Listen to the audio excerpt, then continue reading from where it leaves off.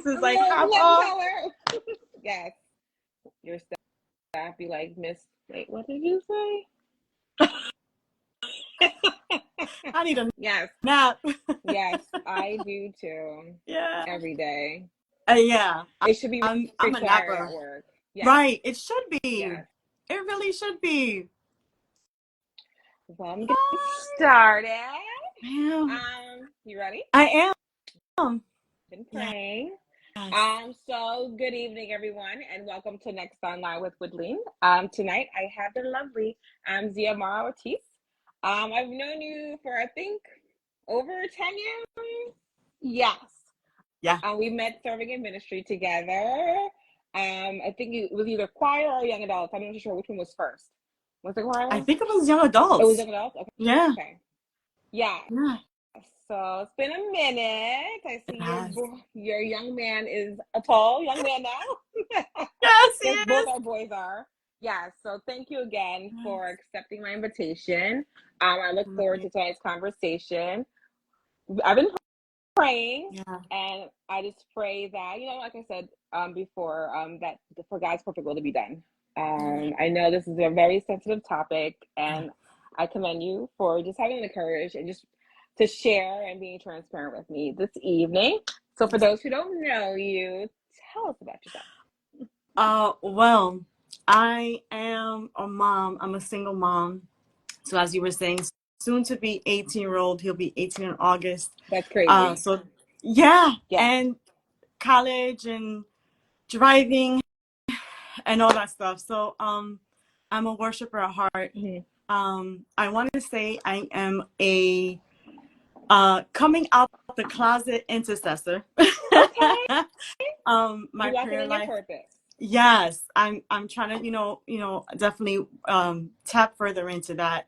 Okay. I'm an advocate. I'm an advocator. I learned that actually through this experience. Mm-hmm. I've advocated for myself, for my son, and for other women and men that have endured what I've endured. So I'm 41 years old. I love the Lord wholeheartedly. I finally gave my yes. Actually, when I moved down here and I said, all right, God, I'm going to take this seriously. I'm going to put away my running shoes and I'm going to put on my dancing shoes and I'm going to dance like David danced until I meet you again in glory. So yeah, that's me. That's little old me. Awesome. Like I mentioned earlier, which was like 5 seconds ago, we met serving in ministry together, and I remember, I'm not too sure if it was a rehearsal, if it was young adults, or if it was choir, that you were sharing your testimony about what you went through with your divorce, and you mentioned something about it happened around Valentine's Day, or maybe your ex-husband maybe said something about that, or wanting it to have a divorce, like go through a divorce with you around Valentine's Day. And I remember that day like it was yesterday. Tell us about that experience if you don't mind, and like what was going through your head when you were sharing that with your church family. Yeah. So I actually, now that you say it and you said those little details, I remember a lot more now. So basically what happened was I was served. So your memory is amazing. I was served on Okay. Valentine's Day, my divorce papers. And basically, honestly, what triggered me or what, triggered me, something like that word can kind of have a negative connotation to it sometimes, but Okay. what really inspired me, let me use that word, to share was because my whole family, everybody in my family has gone through a divorce. And Wow. so I was now in a church where it wasn't as common. So I wasn't sure like what was going on, because like when something is familiar to you and then you experience something different, you're like, you want to know what is that different, you Okay. know? And so I shared the testimony honestly because it was all I knew and I wanted something different. And I just wanted really to do it the right way. I wanted guidance. I wanted advice, sound advice, biblical, godly advice. Okay. If this was something that I was not to move forward with, I wanted someone to basically say, Xiomara, no, I really think you should fight. And so really, that's really what inspired for me to speak Okay. up, um, because it was something that I knew. It's like, again, if you're in a world that that's all you know, then you don't really know anything else, and Okay. so you try to look for something different. Yeah. Hmm. When you were served those papers, how long were you guys married for? At that time, we were married for just about 3.5 years, or we Okay. had just reached 3 years. Okay. And it's so crazy because I've been saying 2 years for the longest, but we were married for 2 years and separated for two. Okay. So in my brain, it's like we were really married, living together, married for Hmm. two, but in actuality, it was for 4 years. Wow. Yeah. So your son was pretty young then. Yeah. So, my son was actually 2 months old when we separated. Yeah. Wow. I did not know. Wow. Our son was 2 months old when we separated, and then he was 2 days and 2 years old from turning two when the date was, or rather You finalized? the yeah, the divorce was finalized. It was Okay. 2 days after his second birthday. So yeah. Um, hmm. So as your son got older, did he ever ask like what happened? Like why did you guys get a divorce? I know for me, when as my son got older, he kept on asking me. So I'm just curious to know, did he ever ask you? Yeah, so I love this question because I think, and I really want to encourage any parents who are watching now, whether you're a single parent or, you're still married or not, I just really want to encourage parents, Hmm. definitely talk to your children age appropriate topics. Hmm. Um, I hold nothing from my son. My son knows everything about me age appropriately. Like there is still Okay. a few things that I need to share with him that I felt that the Holy Spirit recently has told me, Xiomara, it's time for you to talk about Hmm. this. But yeah, I was very honest with him. I told him, why we were getting divorced. And even I would say this. So when the divorce was happening, I had um, one reason, or at that time, because again, I'll be honest with you, my world was foggy. Hmm. I don't know how deep I can go into something, but I was experiencing abuse even in my home. I was abused as a child growing up. And so my realization of that was different than now what it is now that I'm healing, now that I'm whole. And so once I realized the real reason of why my divorce happened, I've shared that with my son. So yeah, Okay.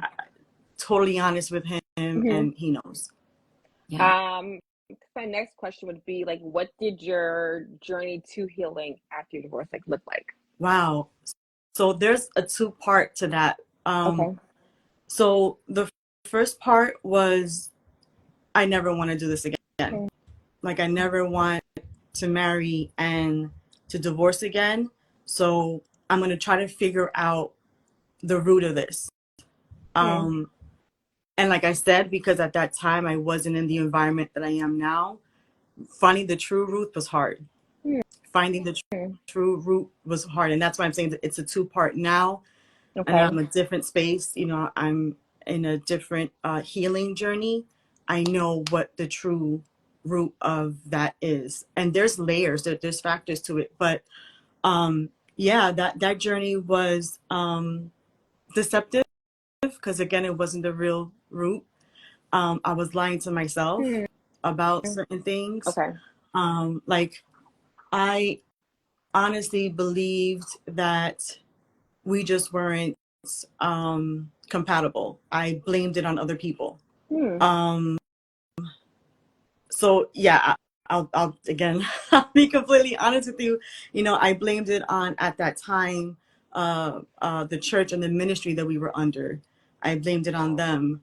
Um, I blamed a lot on him, and I was like, no, the problem ain't me. You know how we women can be. We're always right, and I just want to say, no, we're not.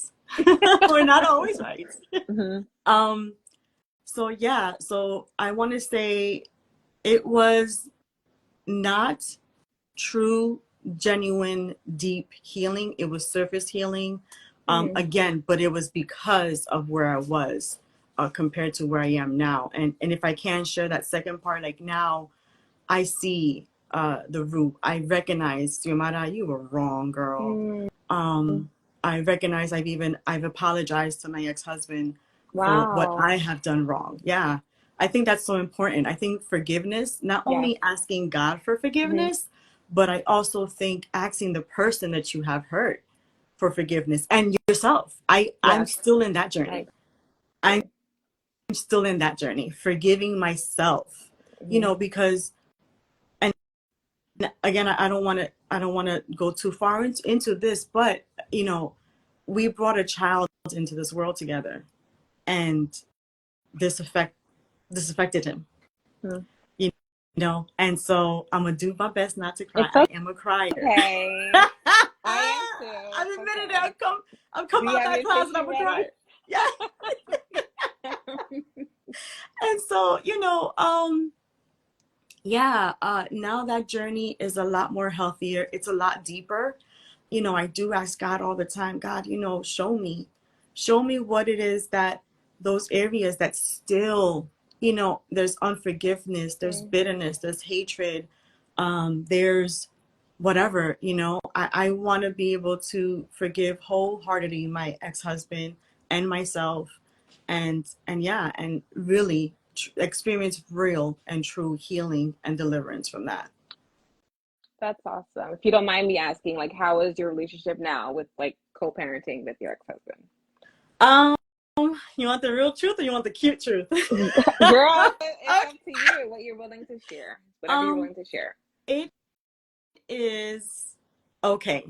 I Okay. mean, our conversations are solely just about our son. Mm-hmm. We're not best friends.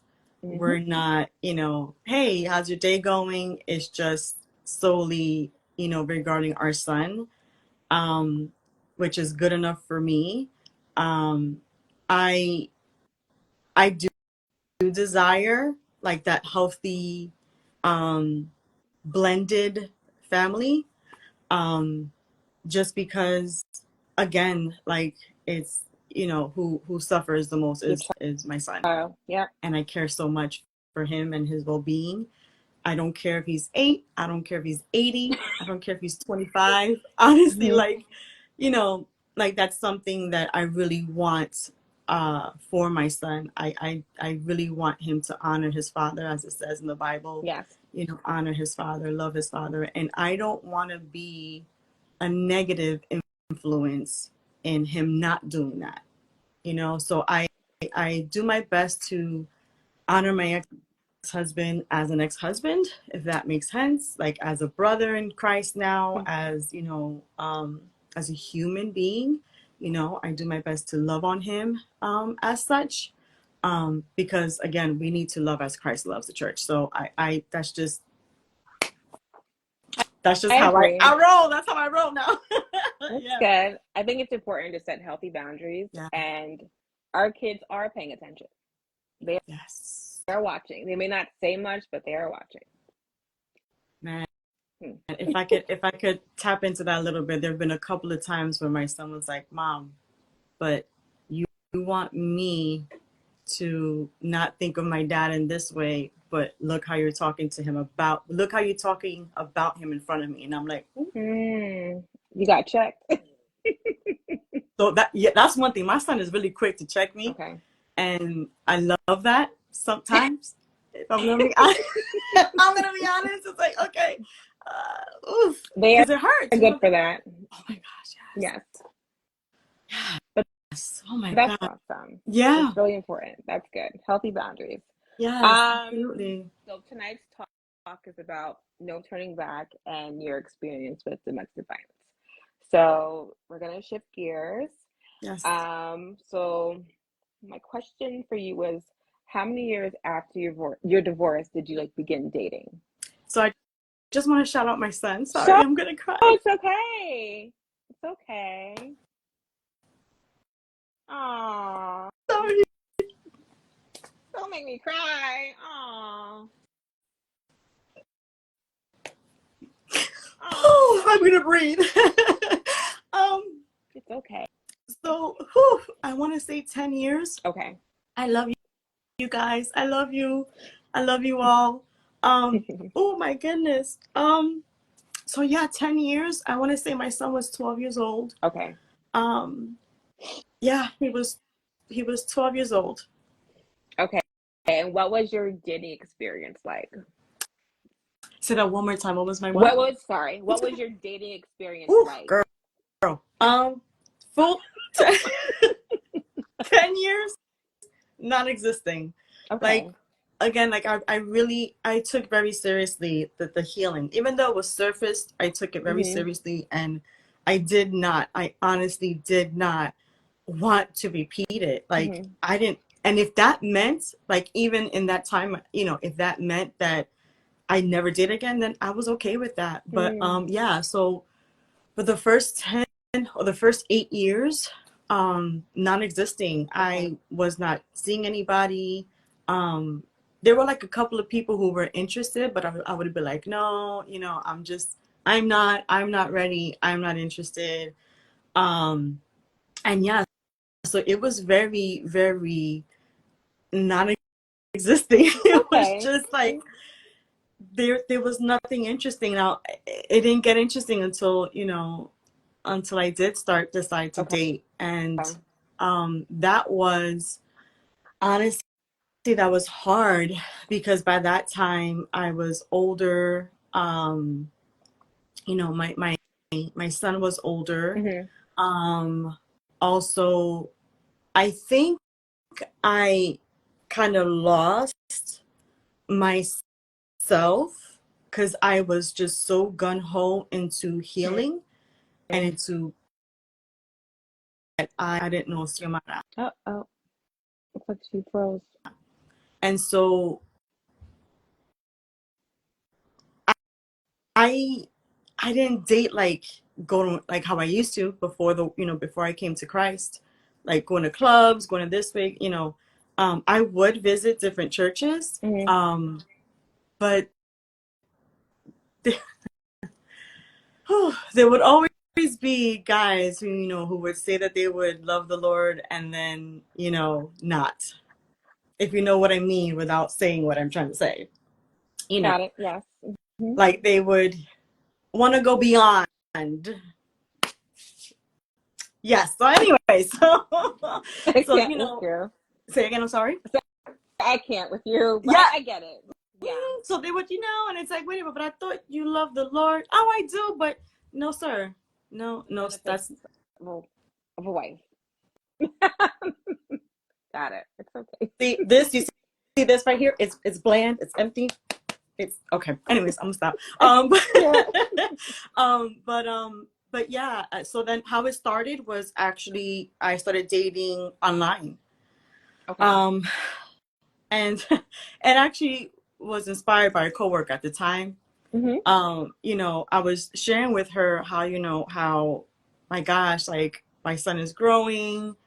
He's soon going to be in high school, and I was concerned. I was concerned that as a woman, as a mother, I don't have the right tools Mm. to raise a man. Honestly, like that's where it all started. And then I went online dating, and I want to say I probably went online. If I can remember correctly, I think I went online maybe when my son was about 10, so maybe about 2016, Okay. and I hated it. I hated it, and then I gave it another chance, Mm-hmm. probably 2017, 2018, Okay. and I went on maybe like four or five. Now that I'm really, really thinking about it, my memory's coming back. I went on like 4 or 5 days. I'm sorry, there's It's people on okay. here. Just want to It's acknowledge all them. right. It's all right. Um, I about maybe like 4 or 5 dates, Mm-hmm. and again, like it wasn't for me, but I still did it because I was concerned. I really was concerned for my son's future, as far as, man, how can I equip him to be a man of God. Like I don't know how to do this because I'm not a man, you know? Listening to what you're saying, so were you dating to find a father Yeah, figure and not a husband for you? yeah. You picked it up. Yeah. I mean, it would be a plus if it was a husband. Like that was literally my thinking. I'm saying that now. Wow. Literally, Okay. yeah. It was a plus if it was a husband. So it was more about your son and not really you. Yeah. And Hmm. I can't I can't speak for my son, but I know my son would want differently. Again, I can't speak for him. Okay. If he wants to mention it here in the chat, you know, he can. Um, but you know, we each had our own desires for the husband or for the man. Hmm. But me, honestly, it really was more so for a father figure than it was a husband. Hmm. Because I don't know, like for me, and I'm really grateful that you're bringing this up a little bit because it really has me thinking. For me, I was a wife once before, and it's like I knew how to do that. So that comes Okay. naturally. You get what I'm Okay. saying? But now a father figure, it's like, oh, I don't know what that is because I didn't have a good father figure. My Okay. dad wasn't, you know. Okay. I love him. You know, he's not here with us, you know. He passed away 16 years ago. Hmm. But I didn't have good male figures in my life. My uncles were not. I still love them. Um, but yeah, so my main concern, honestly, I want to say was I wanted someone to really break that father figure Wow. excuse me, in my life where I didn't have that. I really didn't have that. No, thank you for Yeah, sharing that. Wow. absolutely. The next question I have for you is that, okay, looking back throughout your dating experience, like, do you think you were emotionally ready? Girl, I was none of the above ready. Okay. I really wasn't. Um, whew, and that's even something like as you talk about now, I'm still learning about my emotions. I'm still learning who I am. I'm still learning that it's okay to express my emotions. So let me Mm, go back a little bit on that. When I was a little girl, I was a very excited person. Like, oh my gosh, I'm so excited. And I would be loud and I would be action, I would be cheering and jumping and everything. And mm, that really wasn't something that in my family, I want to say, it was too much. You know, it was too much. And so I always had to dumb down my mm, emotions. And even again, as I got older, that was something that, yeah, I had to dumb down. Um, so emotionally, I was not ready for a relationship. I wasn't even, if I can even be very honest with you, emotionally, I wasn't ready to be a mom.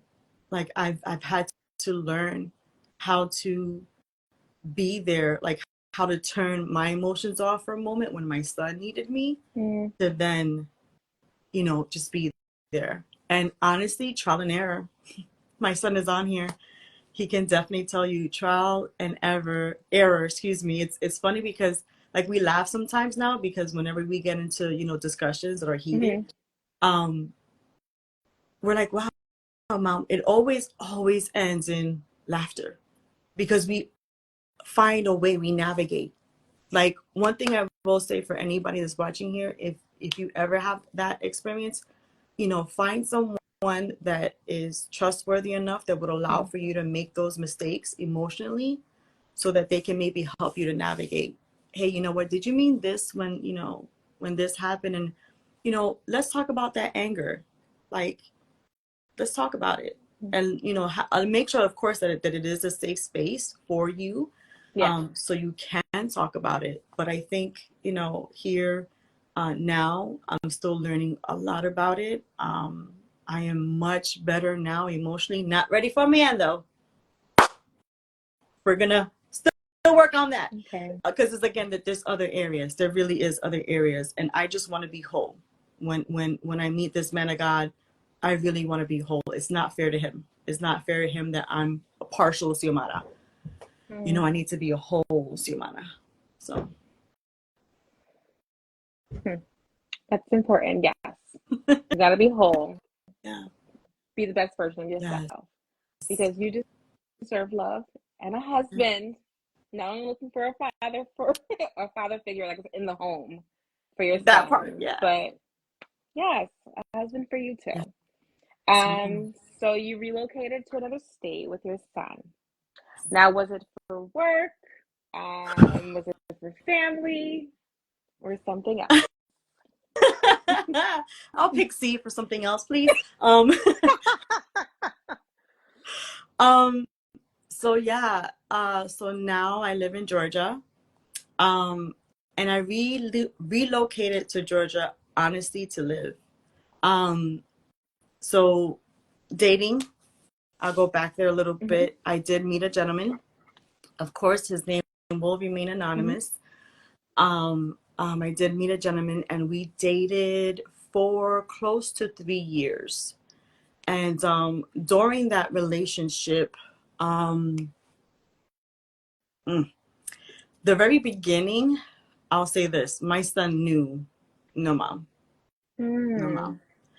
And that's why I kind of want to go back a okay. bit. And that's why, you know, for him, I was like pushing him. No, but he's a good man. Like, just trust me. He's a good man. He's a good man. And Christian would give him another chance Mm, and another chance and another chance. And so, in the very beginning of our relationship, I did see red flags, but mm, at the same time, they were also familiar. Um, mm.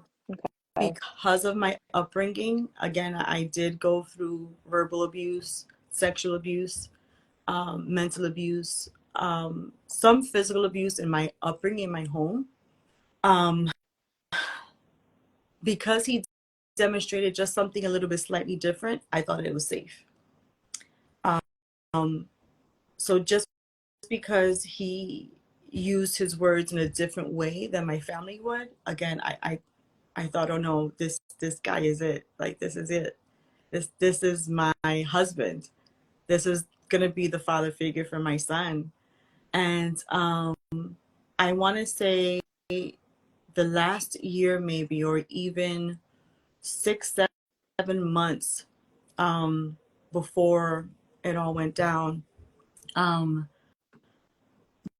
that's when I really started seeing another side of him. Okay. So when we first met, the first abuse that really happened was financially. He would just have ask for money and I would give him. And um, I once bought him a close to $3,000 electrical bike. Mm-hmm. Okay. It's okay. Yeah, you can take a sip of water too if you got water nearby you. I forgot it was in the other room. Okay. Okay. Um, I paid once for, well, he lied. He said it was a mortgage. It was $5,000. It wasn't a mortgage. It was he was behind on rent. I found that out after we broke up. Mm, I've paid for everything. Like every time we went out to eat, I paid for our food. Um, it was my car. He didn't have a car. So everything was being done. All traveling was being done in my car. mm, Um, then after that, or rather, I would say right after the financial abuse, was a lot of the mental abuse, mental, because of love bombing. So basically, what love bombing and this is something that a narcissist, they're very, very, very well known for. And I'll say this too: what I learned about this gentleman, my ex-boyfriend, what I learned was that he is a hero covert narcissist. Basically what that is someone who they see somebody mm-hmm. and they see him as a project. So I am their hero. I am their everything. So he basically felt like I was his god, and how he would mentally abuse me was by like little things starting to slowly tell me that I can't live without him, that I can't do anything without him, that I'm not good enough without him, that no other man will ever love me like he does. So those little things started happening in the very beginning. Okay. And then after that, it was verbal. It was, you're stupid, you're ugly, um, you're not good enough, you're not a good mom. Um, I understand why your family did what they did to you. I Mm-hmm. would too. I mean, I'm sorry for laughing because it's not a laughing Mm-hmm. matter, but it's just crazy to me. It's really is crazy to me that he would say these things to me, and I believe them. But again, it was because my upbringing was like that. I was told that. I was felt that way. I felt horrible as a child, you know, from all the abuse I got from my parents and siblings. And so, um, like I said, 6 months later was when physical started happening. Um, he would push me around. He would grab me by the hair. Um, I'm gonna try to keep this PG, but he would hit me like a child. Like like when Mm-hmm. a child is bad, you pop them in on their Thank you. backside. Yep. Wow. To the point where I was bruised, to the point where I couldn't sit. Mm-hmm. Um, he would tell me I'm fat and then put me on a diet. I was only allowed to have like smoothies in the morning and then a salad and then a smoothie in the afternoon or for the evening. Um, just so many things. And so um, it got so bad that what really brought us here to Georgia was, whew, this part is going to be a little bit tough, but I can Okay. do all things through Christ who gives me strength. Okay. He once put his hands on my son. And so the abuse, how it would happen was he would harm me when my son wasn't around, Mm-hmm. and he would harm my son when I wasn't around. And so I'm grateful for my neighbors because my neighbors, they're the ones downstairs that call the cops. Mm-hmm. They came, they stopped the altercation from happening. And of course, in New Jersey, I don't know about the state of Georgia, but in New Jersey, if the cops are called and a child is present, child protective service has to be called. Mm-hmm.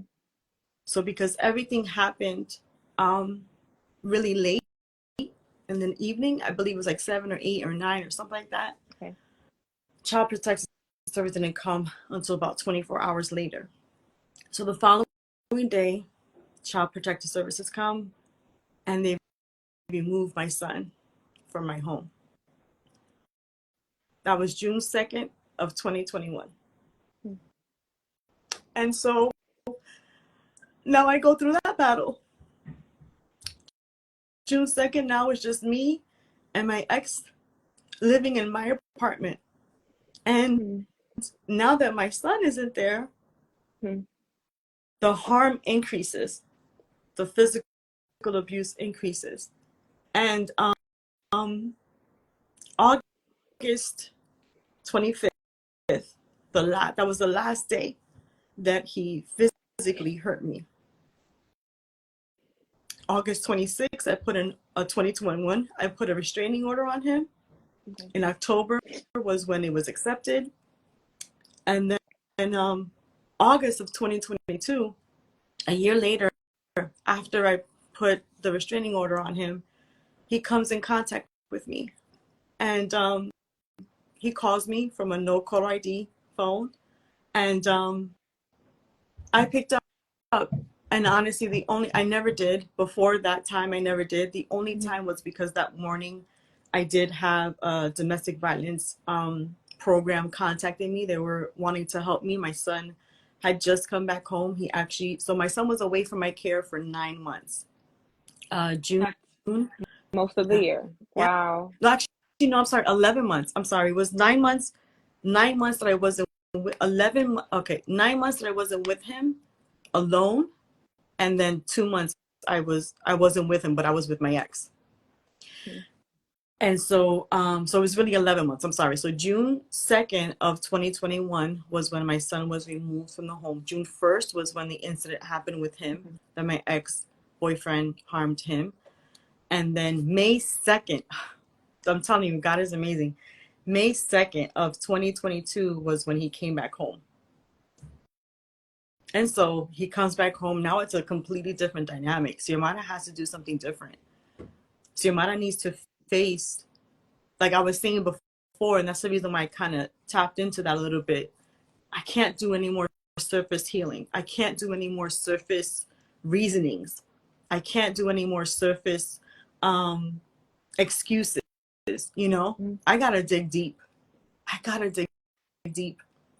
And so May 2nd, my son comes back home, and now we're trying to relearn each other, forgive, heal, all that stuff. There's a lot going on in my household after that. And so August of that same year of 2022 was when my ex-boyfriend, he came in contact with me via a phone Mm. call.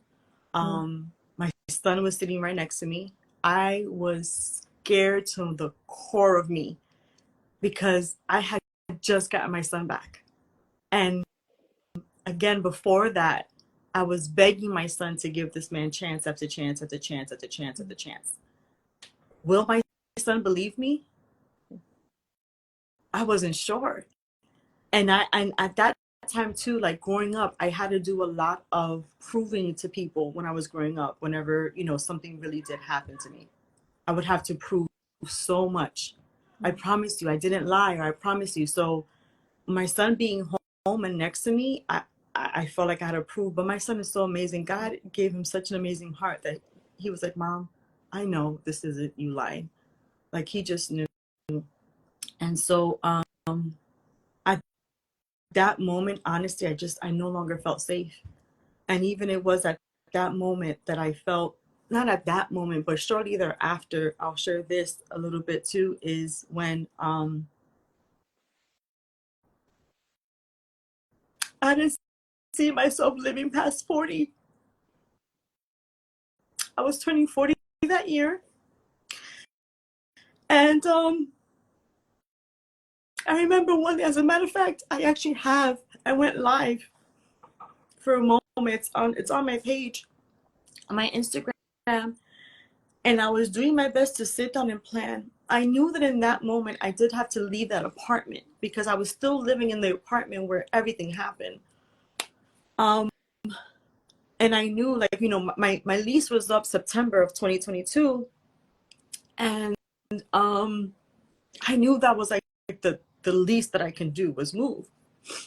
And I'm gonna go back a little bit. January of that year, January of 2022, I heard the Holy Spirit. I mean, like I didn't. It wasn't a audible voice, but it was an idea, and I knew it wasn't from me. But I didn't know, like, especially at that time, because I was still dealing with mental abuse. I was still dealing with mental healing. It was an idea to move to Georgia. I'm like, move to Georgia. I don't know nobody in Georgia. Um, move to Georgia. Like what? Now I will say something. I've always loved the South. Since I can remember, I don't know what it was about the South. I've always loved the South. There was a pulling, a drawing since I want to say my earliest memory was probably like 16, 17, Mm. of wanting to come to the South. And the furthest south I had lived, because I had a family member that lived out in one of the Carolinas. I can't remember right now, but I had a family member that lived in one of the Carolinas when I was about that age, or 1920, something like that. And I went to visit them, and I was like, yeah, I felt home. I felt like home. I had never come to Georgia before that.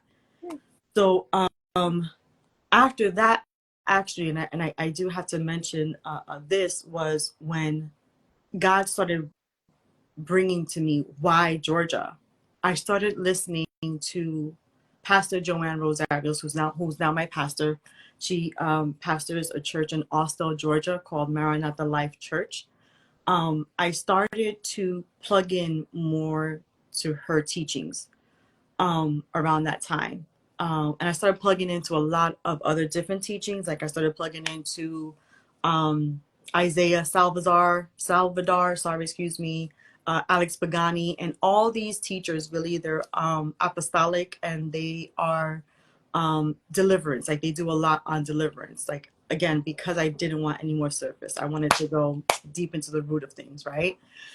And so I was doing my searching, and so that's when I was like, oh, so maybe, Pastor Joanne Rosario's church, maybe I'll go there. I'll figure out where it is, whatever. And so, but I didn't put much mind to it because it was something that, again, it was really just an idea. And I was like, no way. It's a no. And so, actually, around the time that my son comes back home again, like I hear that voice again, move to Georgia. And it was, thank you, Holy Spirit. It wasn't moved to Atlanta. It was moved to Georgia. So when I heard that, I was like, but Georgia's so big. Like, do you mean Savannah? And I'm sorry, but when it comes to, what's the word I'm looking for? Geography? Your girl is horrible, girl. All I know is north, south, east, west. That's all I know. That's all I know. I don't know what side is north. I don't know what side is south. GPS, or how one of my girlfriends say, Japisha, which I hope she's on. If she hears me say something in the comments, Japisha was the only one that was helping me, that could help me. Um, but yeah, he violated the restraining order in I'm sorry, let me go back, in May. When my son came back home, I felt led to reach out to the church. At that time, it was actually Rain Fire Church. So I reached out to Rain Fire Church. I asked for prayer, and someone contacted me. They prayed for me, and I was like, you know what? Okay, so I think I'm gonna visit Georgia. So 4th of July of Japisha, sorry, that's my girl. Hey, Sissy, I love you, Japisha.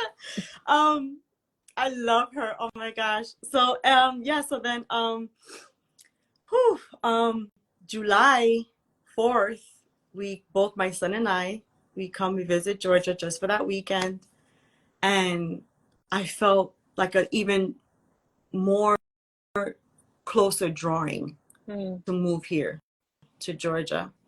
And I was like, but God, at that time I wasn't working. At that time, I really didn't have anybody here. There was no connection. Okay. Actually, and I fib a little bit. I do. There was a friend of mine, but I had lost connection with him for a long time. But I've known him for 20 years, and he had moved to Georgia. Okay. And I had reconnected with him. And I was like, hey, oh, that's right. Oh, that's right. Sorry, someone just said we also connected, Miss Payton, my sissy Payton. We also connected on Total Woman. That's a boot camp that my pastor, my spiritual mom, Pastor Joanne Rosario, she has every year. Which I would love to drop if it's okay with you, with me. I would like to drop those details later on. But yeah, so we came, we visited. I'll never forget that Sunday when I went to go see and visit Rainfire Church and hear Pastor Joanne Rosario preach. It was a on-time word. And at the very end, and my pastor still does this, after service, every single service, she goes to the front and she wants to greet everybody.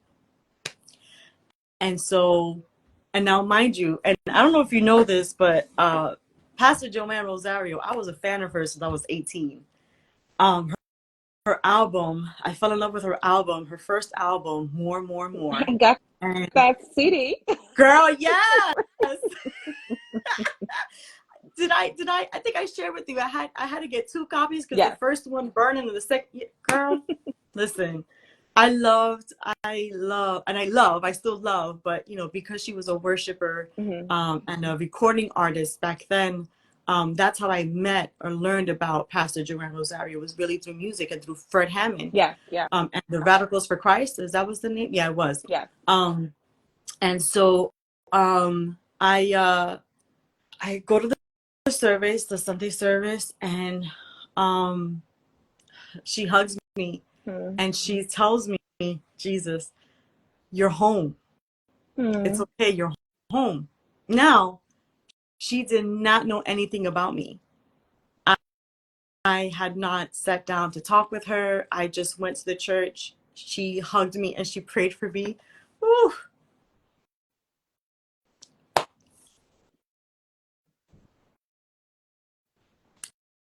And It's she okay. basically told me I'm home. And that's when I knew. I was like, okay, I have to move to Georgia, but God, how? I don't know how. And so come back to Jersey. I'm still dabbling on staying in New Jersey. My son, and the reason why was because I wanted my son to finish, high school in New Jersey. So I thought, okay, we're gonna wait until Christian finishes high school. God was like, that's not what I said. I said move to Georgia. Hmm. And so that's when my ex calls me, and I want to say maybe 2 weeks after he calls me, I find an apartment here in Atlanta. I don't even know how I got the apartment, honestly. I was working, but I think I had at the time I was working for like 3 months, and I was also working as a temp. And I'm sorry, I just read something. I love you, Jossie. I love you guys. I'm sorry, my It's church family is okay. here, and I'm It's just all like right. so overwhelmed by the support. It's just, you guys are my heart, and I thank you so much for coming on here and supporting me. I need a minute. Sorry, guys. It's all right. You can take your time. It's okay. And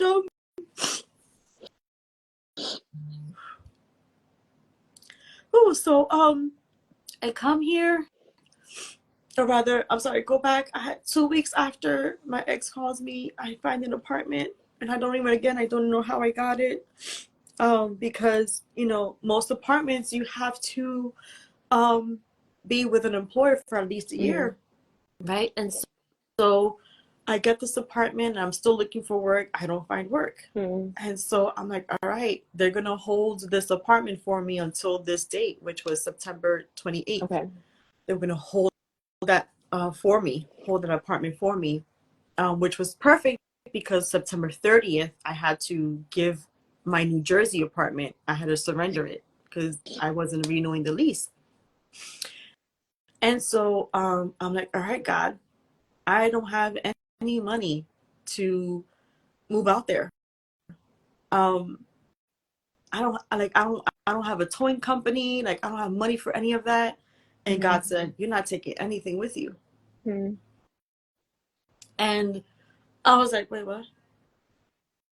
I'm not taking. I'm not taking it. What you mean? I'm not taking anything with me. What make it make sense, Lord? Make it make Hmm. sense.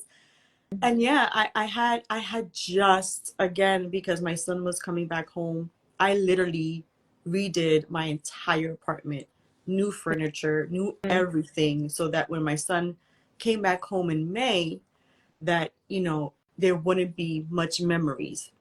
You know, it would be a home that he can stay in and sleep in, until we move out. And so, God gives us the apartment. I'm going back and forth. Hmm.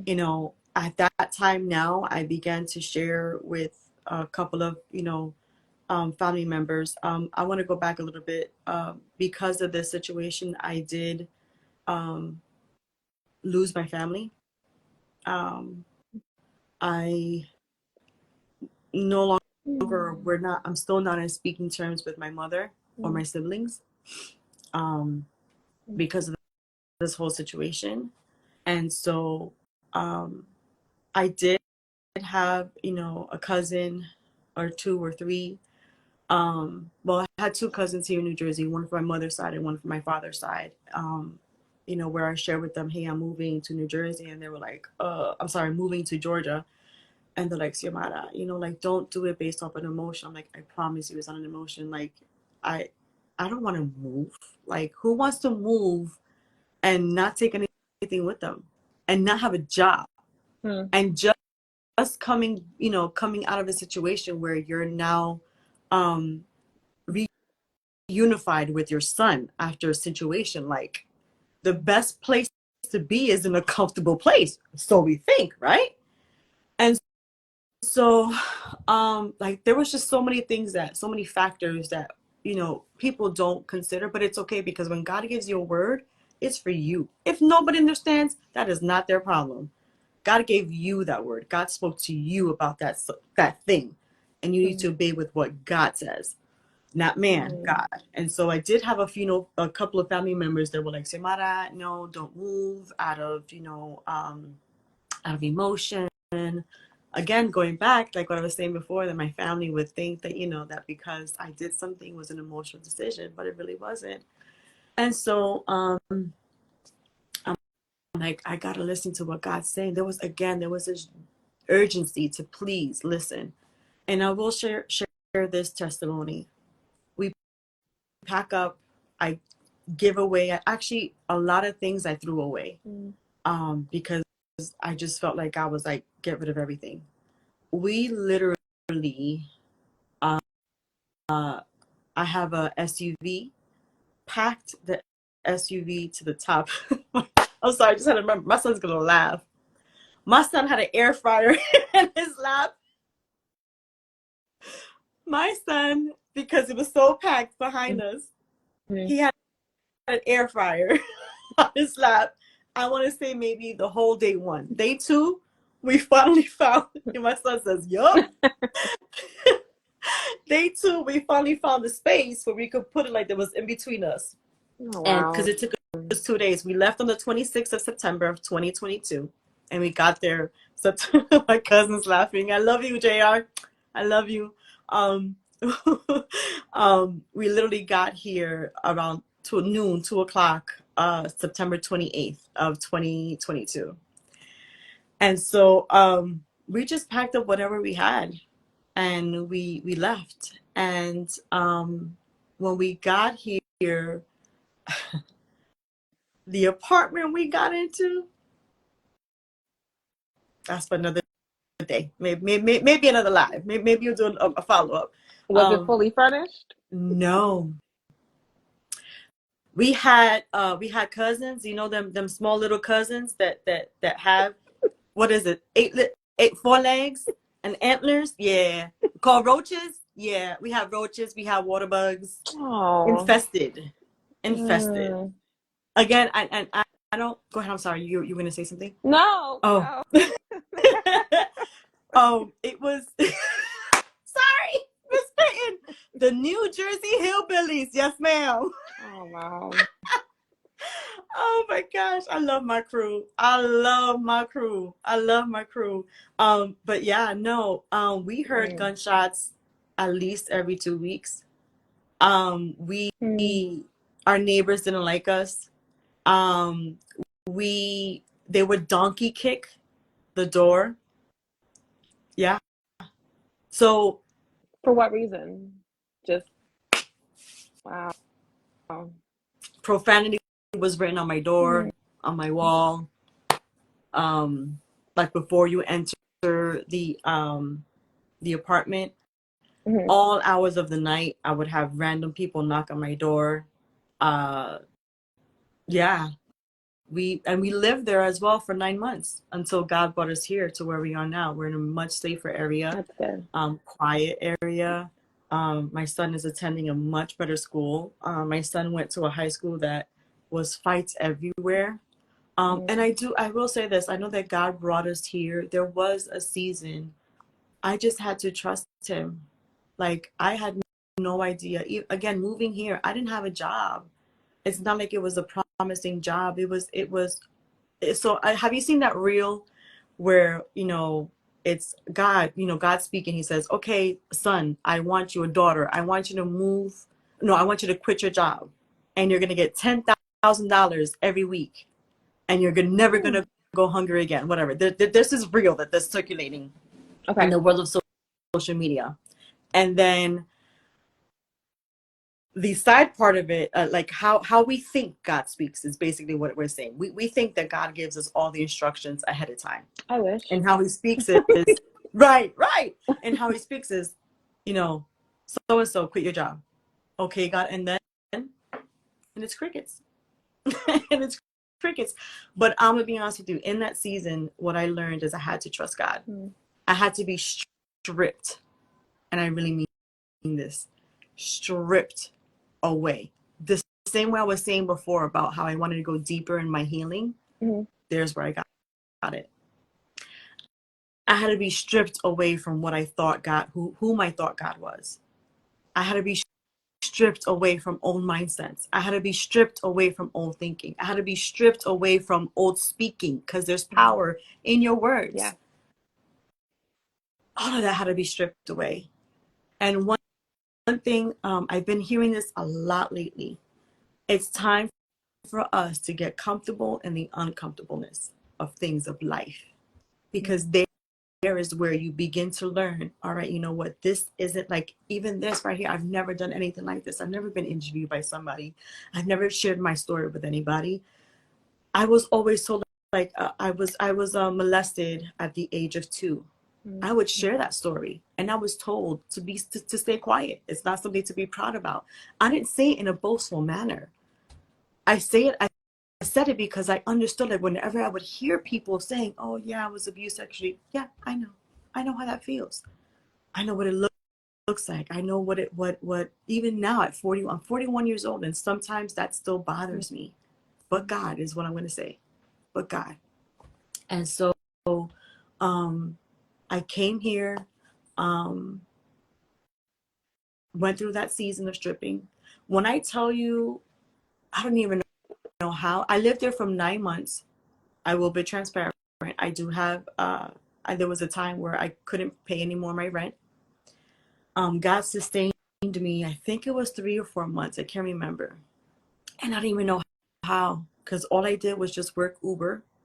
And here, because, Georgia is such a big state, it's not like Jersey that, you can really go to and from quickly. Georgia Hmm. is so far. Everything is so far. You really do need a car to be out here, right? In these streets, these Georgia streets. And driving Uber as a full time was so hard. But listen, I forgot one thing. I'm so sorry. When I arrived here, so the gentleman that I was talking about that lives in Georgia, and we've been friends for 20 years, he got me a job. Girl, let me go back a little bit.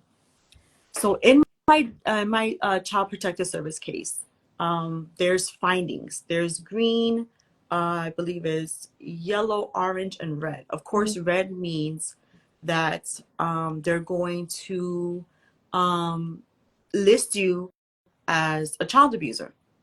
They're going to list you, and you are not able um, to adopt. You're not able to work at daycare. You're not able to work at, senior citizen homes. You're basically, that's it. Like, if you ever, and that was my dream. Let me go back a little bit. My dream since I was a little girl was to be a teacher. Hmm. That was my dream. And until this day, that dream is still lives in me, and it's still alive today in me. And that was something that the enemy tried so hard to take away from me, was that. And he tried it with that case. I was originally at red, meaning that I was going to be reported as someone who abuses children and elders. Like Ty Tribbett said, he turned it. Girl, Wow. I went down from red to orange, meaning basically what orange means is, yes, my son was not in a safe home, and I did not do the more to protect him. So in essence, like I can still apply for jobs to work as a teacher or whatever, as a daycare. And my first job here, I want everybody who's on right now live to give God praise with what I'm about to say. My first job here was tutoring children. I'm going to let that marinate a little bit for y'all to give God praise. Come on now. Marinate the Life Church. I know y'all on here. Give them praise. And that was something again that the enemy was like, no, you're never going to be with kids. I love children. And I wanted 5, 6, 8, 10 children. You know? And yeah, girl, yes, I did. Girl, I did. I really did. I really, really, really did. And when I tell you I did not feel worthy for that job, God was like, so what happened is I had the interview, and by the end they told me, we'll let you know, we'll get back to you. By the end of that day, they called me. They're like, you're hired. You start. That's amazing. This day. And when I tell you the healing process that I went through. Aww. Everything, 1 second. Hold up, y'all. My son is on here and he says something. Hold up. Oh. Oh, wow. Oh. Son. See, that's why I love my boy. Okay. Well, so son, tell me, what did I miss? All right, just comment here. Should I say more? Go ahead, son. Tell me. My biggest supporter, my son. For those who watch it later, her son said, "Mama, if there's anything you want to speak on it. This is your moment and something God has called you to do. Do not be afraid." And he said, "You're doing great, though. Love you so much. So brave. You're so brave." That is beautiful. You were raising a good boy. So, okay. So what he is saying there is, I guess I'll go back a little bit. Is when my son was away from my care, he was under a family member's care. And again,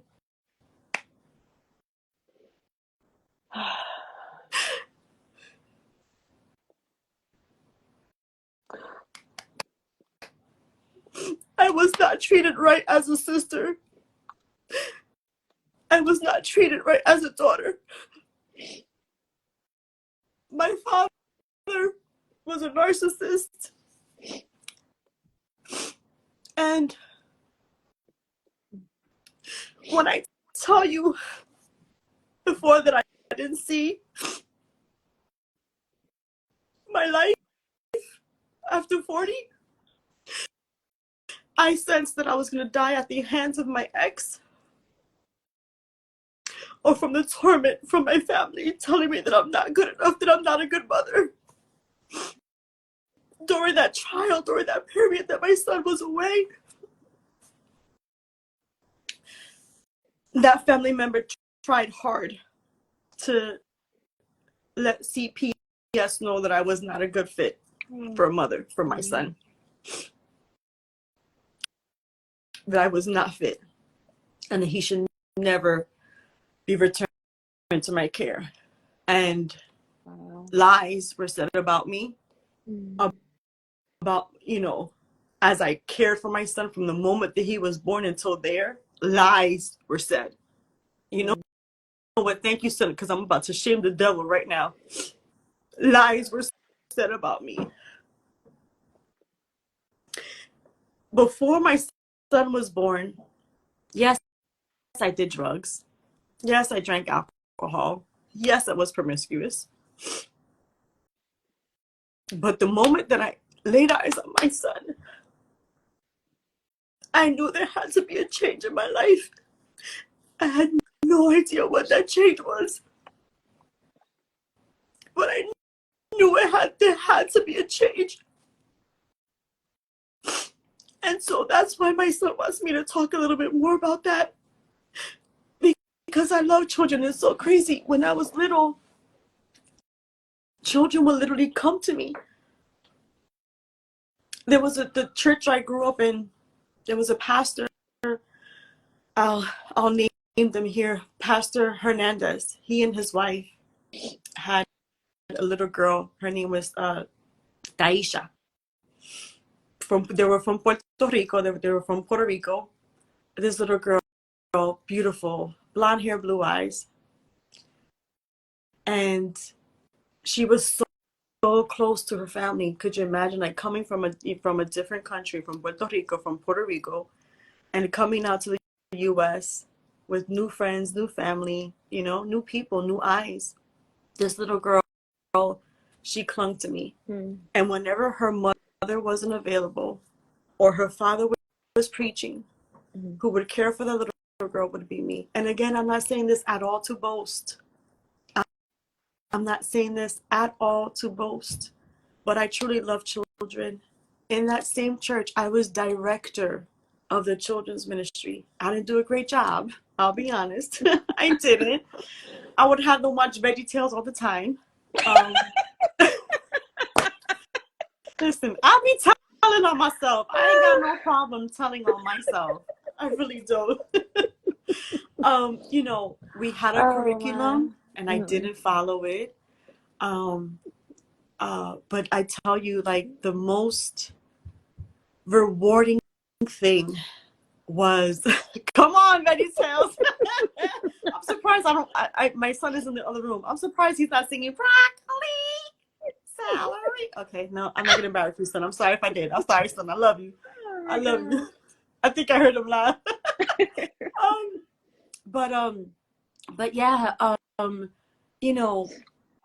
there's just so many lies. Like the enemy, one thing I will say this, if anybody that's watching, if there's a gift that you have that, how can I say this, that you sense that the enemy is trying to pull you, like trying to steal from you, fight hard for it. Because there is probably where you find your purpose. Like that's why you're up, or rather a piece of your purpose. I don't believe everybody just has one purpose. I don't believe that. I don't believe that. But yeah, I was, listen, I was called a bad mother. I was, Jesus. So another piece of this, I'm sorry, was that I was also put in a mental home for 5 days. My ex-husband, the devil is a liar. My ex boyfriend. Sorry, the devil is a liar. My ex-boyfriend put me in a mental hospital in Elizabeth, New Jersey for 5 days. He lied. And I'll say this. It felt like,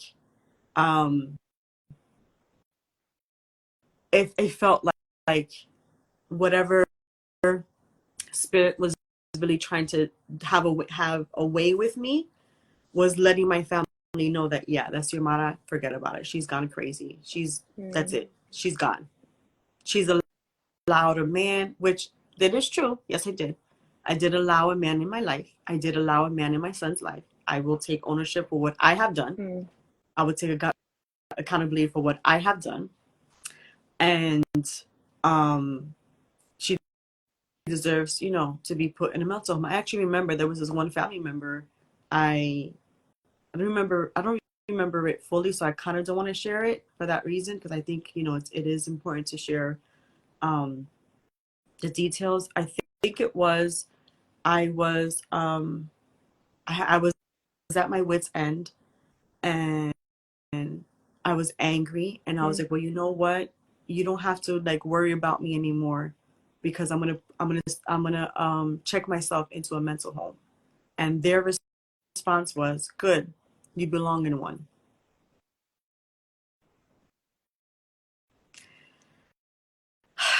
My ex heard the whole conversation, and I want to say maybe 5 months after that, I was in a mental home for 5 days. So was this considered voluntary or It was involuntary? considered voluntary, Okay. because I ended up just saying whatever, like yes. Because what happened was, and my son was with me. My son was with me when I checked in. Me and my ex-boyfriend, we got into an argument that morning. If I remember correctly, I was supposed to be working that morning Uber because, money wasn't giving, Mm-hmm. like, because he was taking so much from me. I just didn't have enough, and it was still in the middle of the pandemic, and I wasn't working full time. I had part-time hours, so I had rent to pay, and so something happened that he comes up with something and is like, no, you can't. I can't use my car for my own purposes, in essence. Because that's another thing. A narcissist takes full control of everything that you have. And so I was like, what? Bye bye. Because I would try to fight. I absolutely would try to fight him. And we got into our argument, and he basically said, like, if you do something or whatever, if you say something one more time, I'm taking you to a mental home. And I was like, hold up. Let me put my clothes on real quick. I'll meet you at the car. Xiomara. I sure did. I'm, Okay. I'm sure that was probably not right of me to do,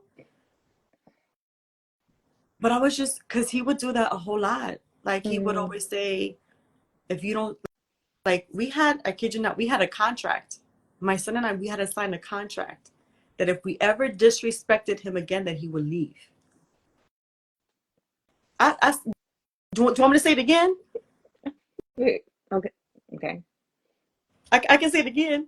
No, Like you guys actually signed it? we signed it. Like, So in my apartment, there was a TV and then a clock.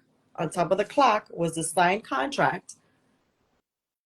And the family member that was caring for my son almost did the same thing to my son. My son was like, I'm no fool. I ain't signing it. It's demonic, and it is a spirit. Narcissistic is a spirit. Narcissism is a spirit.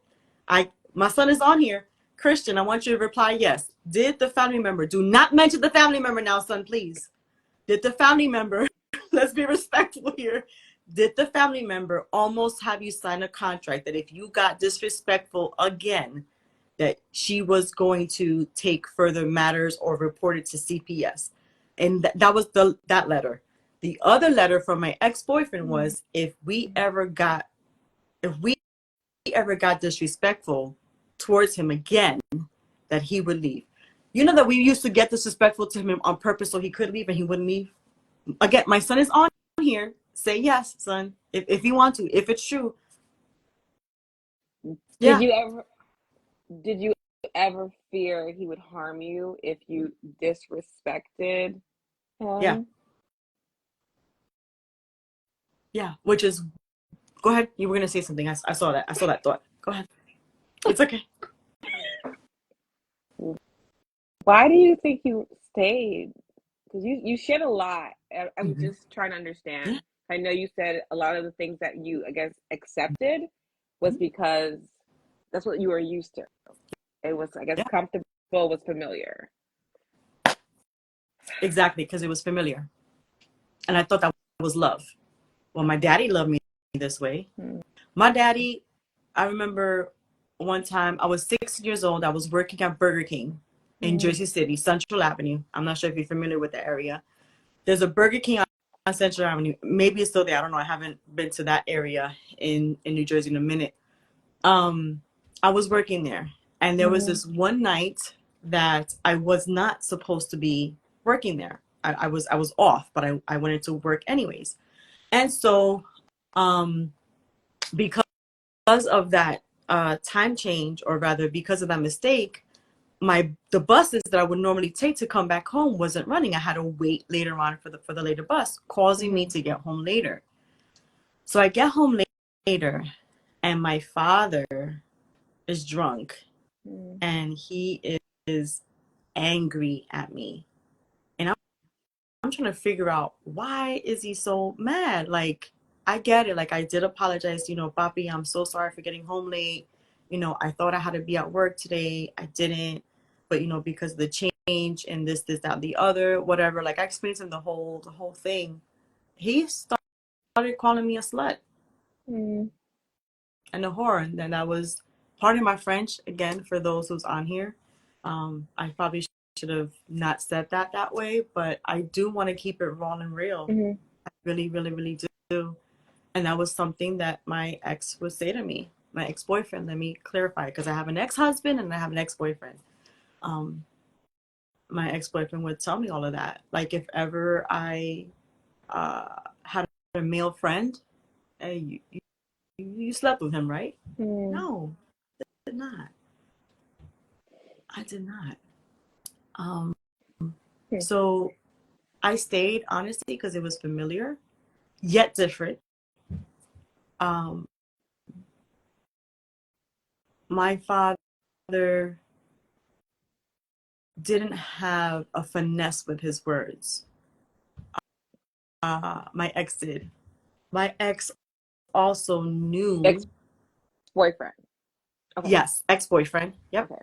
My ex-boyfriend had a finesse with his Mm-hmm. words. And my ex-boyfriend knew what to do for me to take him back every single time.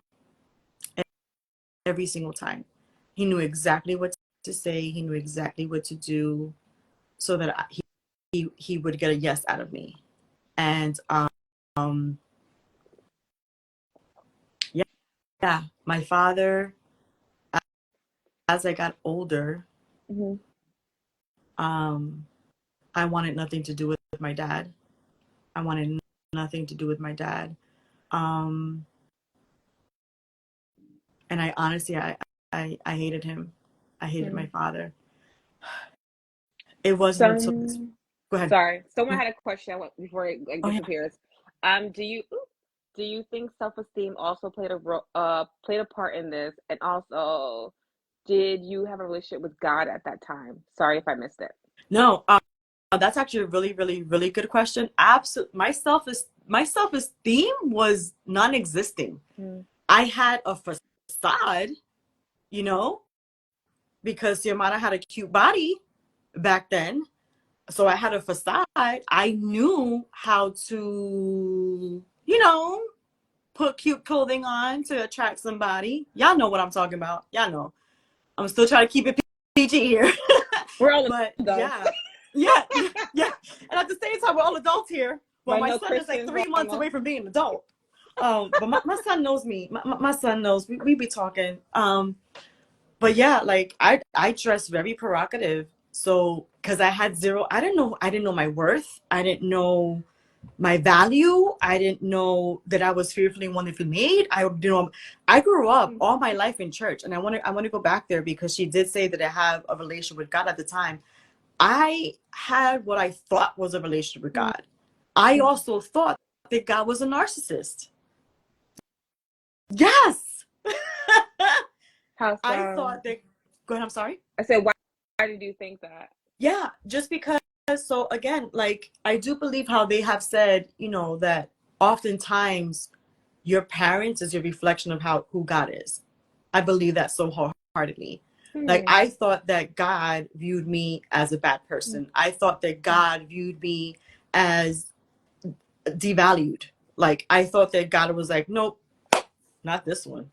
This one, I made a mistake on. Hmm. And yeah, no, I didn't have a relationship and a true relationship with God. I thought I did. I read my Bible. Well, we met You in grew up in church. church, yeah. Yeah, grew up in church, worship team. We were participating. We were helping in Quest, the sidewalk. It was a sidewalk back then, and then I think it went to Quest. I don't know. We did the sidewalk with the young adults. You saw me every single Sunday. Hmm. All four services we sang when it came to the choir. Remember that I once a month? I sure do. Yeah. Like Xiomara was in. She had friends, keeping her accountable and everything during this time. But Xiomara didn't know. Like I didn't have a personal relationship with God. I Hmm. had a relationship that was based off of what my parents said, what my parents experienced, what my parents did. I never had a relationship, not like I have now. Hmm. Now I'm like, who cutting up? The Welcome to sidewalk the was fun. sidewalk. Hey, come on, let's bring it right now. Yes. Oh my The sidewalk was fun. It was. Good, And we have a good host, our times. original host Oh yes, on here online. yes. The original Yes, OG. the OG. Um, but yeah, I totally lost my, I didn't know who I was. And that was also 38 years old was when basically all this started. So 38 years old was when the situation with my family we started to separate. Okay. And so for 38 years I believed that God didn't love me when I made mistakes. I believed that for me to be forgiven, I had to do a lot, like how you do in Catholicism, Hail Marys and stuff like that. Like that's not what I did, but Father, I'm sorry, Father, I'm like a lot of begging, a lot of um so yeah, so I didn't really know God for myself up until here. I promise you, Pastor Joanne Rosario, she has really taught me, and not only her, but even the women. Oh my gosh, the women that I have that are surrounded me, that I'm surrounded by right now. They hold me accountable. They let me know that I am beautiful. Like when I first came on here, that's all I kept on saying. Oh my gosh, you might look so beautiful, you look so beautiful. You know, they remind me that I am not a victim. Come on now. Y'all know this. I am not a victim. I am what? Victorious. Victoria. All Yeah. right. You know, they have taught me so much. They have taught me that I am a good mother. I love that kid. I love that. Listen, I will fight for that little boy. The same how I fought, you know, in court, how I fought my family for his return. I'll do it again. A billion times. A billion times over. But yeah, so I'm sorry, that long question. That's why It's I'm here in okay. Georgia.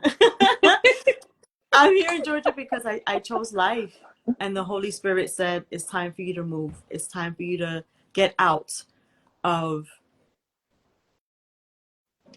abuse. It's Yeah. time. It's time for you to be a generational a curse breaker. Because I'm Amen. sorry, my grandbabies, and if God, I don't know, Lord Jesus, I keep on talking about this. I'm pushing 41, Lord, I'm pushing 42 now. If it's your will for me to have more babies, I can't believe I'm saying this out loud, then I'm fighting for them babies. Amen. I will not allow for my babies to experience divorce. And that's another thing, another cycle in my family. When I mean every single person in my family has been through a divorce, everybody has. Divorced or cheated on or cheated, lied, manipulated. It's there. It's there. And I'm breaking every last one of them. Poverty, Amen. mindset, devil, you gotta leave. Not in this household. As for me and my house, let me just say this again. As for me and my house, we are gonna serve the Lord. Amen. So Dude, pack your bags and leave. exactly. While you were talking, I'm curious to know, like, what was the age difference with your ex-boyfriend? Yeah, 4 years younger. I don't know why the younger guys. Girl, yep. I Nothing know. wrong with that. Nothing No, no, wrong. no. So he Yeah. was 4 years younger, Hmm. or He was 4 years younger. My ex-husband, 2 years younger than me. oh, got it. So how did you guys meet? Like, So was we, he was he Christian? Was he a believer? Did you meet in church, at a party, through a family friend? How did you guys meet? so we met on a dating site. We met on a dating site, and before that, I was talking to a gentleman. Someone called you a cougar. Oh no, I got called a Kruger. It's the Thank you, baby Kadali. face. Yes, it's the thank you, Kadali. Someone said Kruger. I love it. I love y'all. I love y'all. Oh Um, man. Um, before, excuse me, before I met him, I had a really bad experience dating this one guy. And Okay. I was like, nah, man, I'm letting go of this completely. Was he young too? Was Huh? he young too? And same age. Okay, Same okay. age. Young, actually, yeah, we were. Sorry. Oh, Girl. okay, good, good. Khadijah, good. I'm glad I'm not the girl all my life. So in the All my comments life. it says, "Girl, younger guys like me too." Khadijah, same thing here. Like all my life, I've only dated young guys. I've never Mm, dated anybody older. Serious. Again, my promiscuous days, ain't nothing but a number. Okay, I'm gonna end it. That's it. I'm gonna stop right there. I'm gonna stop right there. I can't with you. So, um, I met him on a dating Okay. site, and so I had the bad experience with the other gentleman, and I was like, nah, I'm giving this a rest. And then I can't remember if it was me or Hmm. someone else that said, give it one more chance. And that's exactly what happened. I gave it one more chance. I met my ex-boyfriend. Hmm. Um, he said all the right things in the very beginning. Okay. We met February 2019.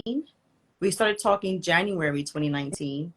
We Hmm. met face to face February 7th. I'll never forget that day. February 7th of 2019. And the rest is history. Hmm. Hmm.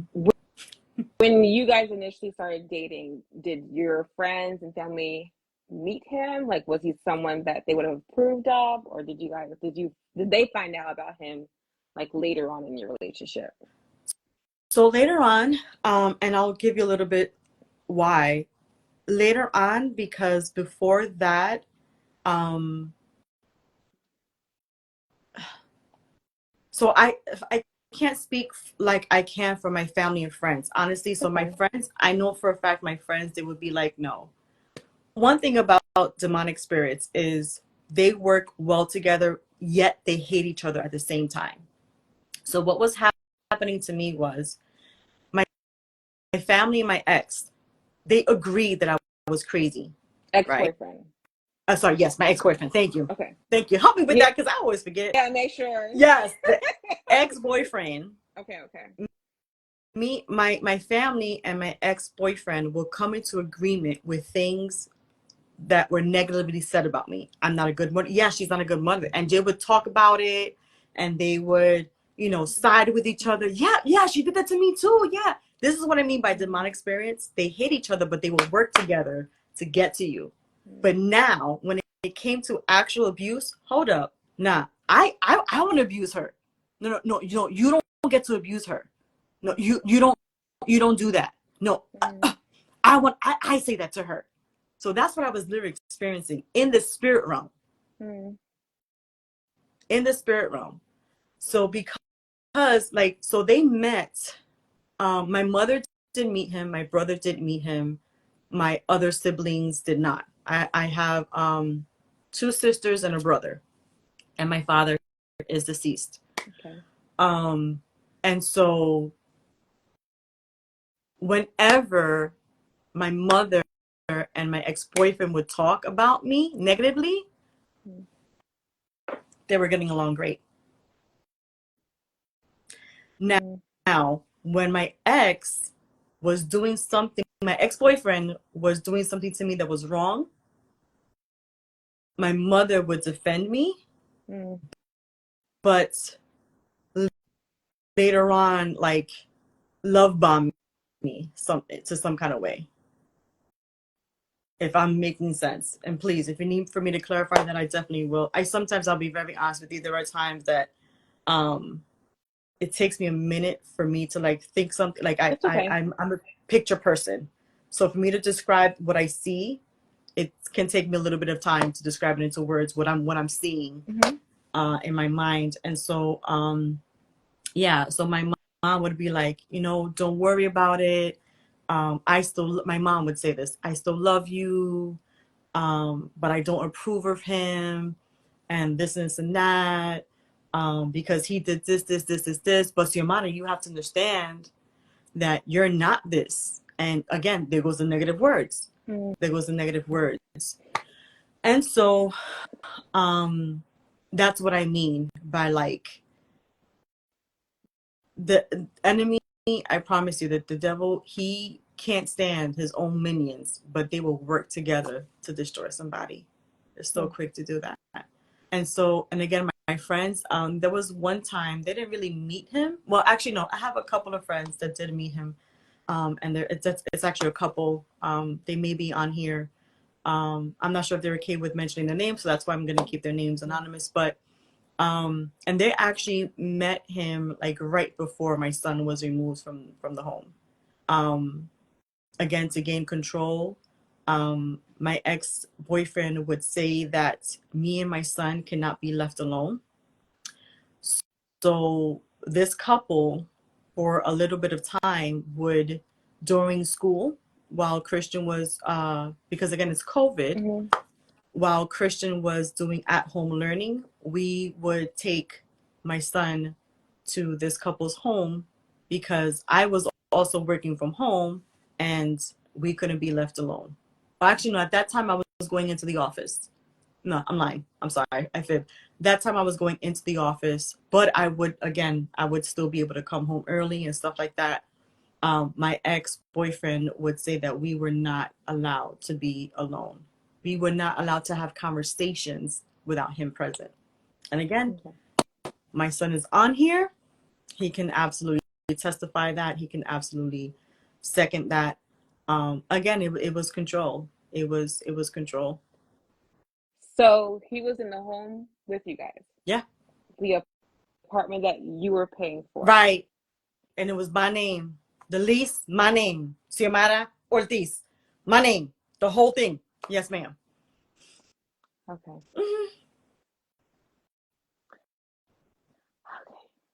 I'm just It's okay.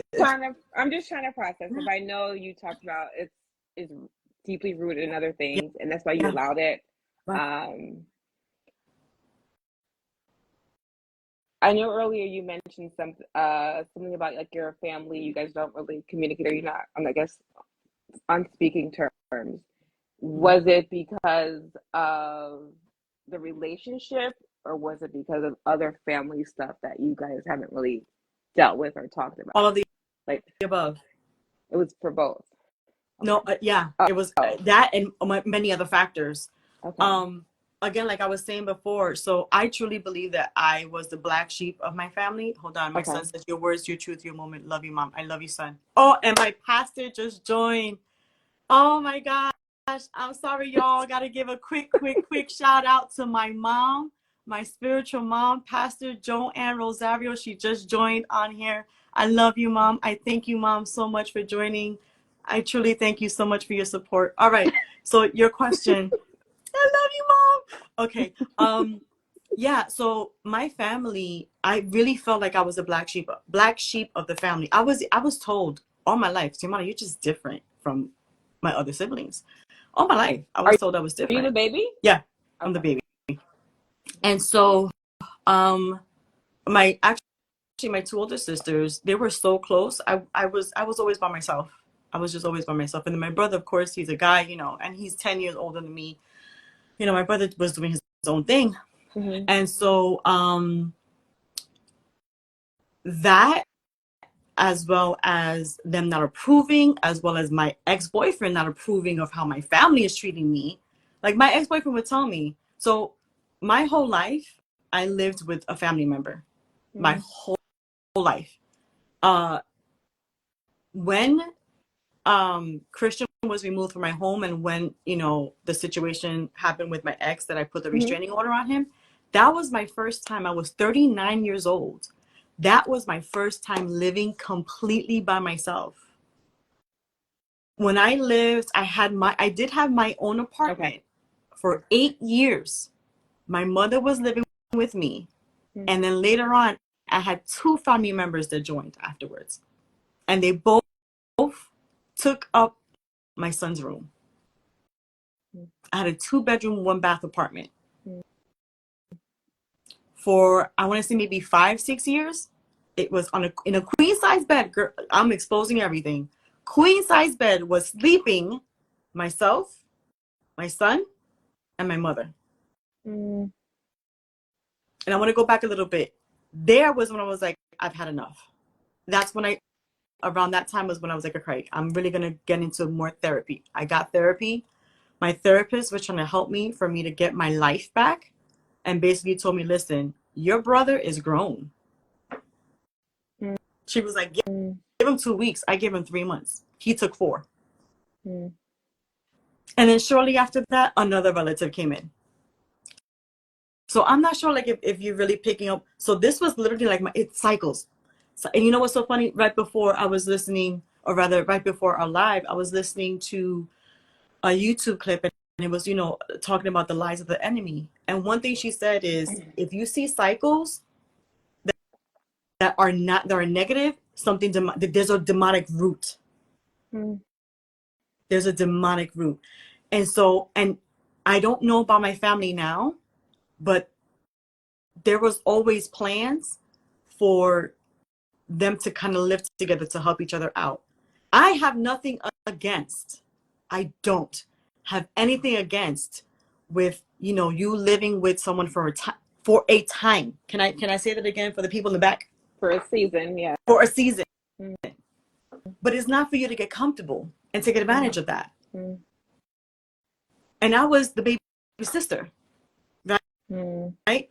And there, I'll be even more transparent with you. I felt like a man. I felt like a husband. I felt like a father. I was working 2 jobs, Mm.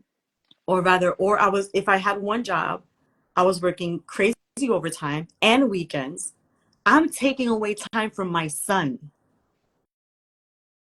because you're in your season, which again, I can understand. And I'll never forget this. I sat down with my brother and I told him, you know what, it's time for you to go. And he was like, where's this coming from? And I'm like, it's coming from me being tired. And he was like, but where's, like, no, it's coming. No, like another thing I will say, whenever I wanted to make a positive step forward, my family was like, who's influencing you? Because for them, I believe it was a threat. Like, why In is what Xiomara, way? yeah, like, why is Xiomara all of a sudden wanting to change? I wasn't, I honestly, it felt that way. It felt like I was not allowed to change. I was not allowed to grow. I was not allowed to move forward in life. Mm-hmm. I wasn't allowed. But yet, I'll say this. Mm-hmm. If I worked too hard, I wasn't a good of mother. If I didn't work hard enough, I wasn't a good of mother. Again, pardon my French. Damned if you do, damned if you don't. That was my household. So, like, no matter what you did, it wasn't good enough for your family. No matter what I did. No matter what I did. And it's And how did actually, that make you feel? um, now I don't care. Back then, it affected my self-esteem. Okay. It affected my mental health. Mm-hmm. I felt like I was adopted. I actually have a cousin that just logged in. I love you, Tito. Um, he was the first one that told me, Xiomara, I remember you being the black sheep of the family. Because there were so many things that growing up I would say, and my family would be like, nah, that's you. That's just you. That's just how you think. But that's not true. And that's why my son so much is reminding me, speak your truth, Xiomara. Because your truth matters and it's your story. You can't narrate somebody else's story. I'm so used to that as well. Narrating, no, because my mom said this. No, because my mom said that I feel this way. I was talking like if I was a puppeteer, or rather a puppet, and I was being, controlled by a puppeteer. I believe that's what it is, or I think they have a different name for it. But yeah, all my life. And I struggle with that still. Like there are, still some areas in my life that I feel like, no, I need help saying something because I'm not saying it right. The devil is a liar. I can talk for myself. I'm a grown woman. I can talk to myself, but yeah. So it was, it also, it tied into all of that. And then my ex-boyfriend, because he saw that, again, that's Mm-hmm. what the spirit does. It was like a feast for him. Ooh, I got a good one. I got me a good one. And when I tell you, he would send text messages on my behalf, To who? different people, friends. I had a mentor. When I first met him, I started a mentorship with someone. Okay. And shortly thereafter, my mentor, and she has every right to say this, and she had every right. She like, Xiomara, I cannot continue to mentor you if you continue to go back to your ex-boyfriend. Because at that time we were on a break.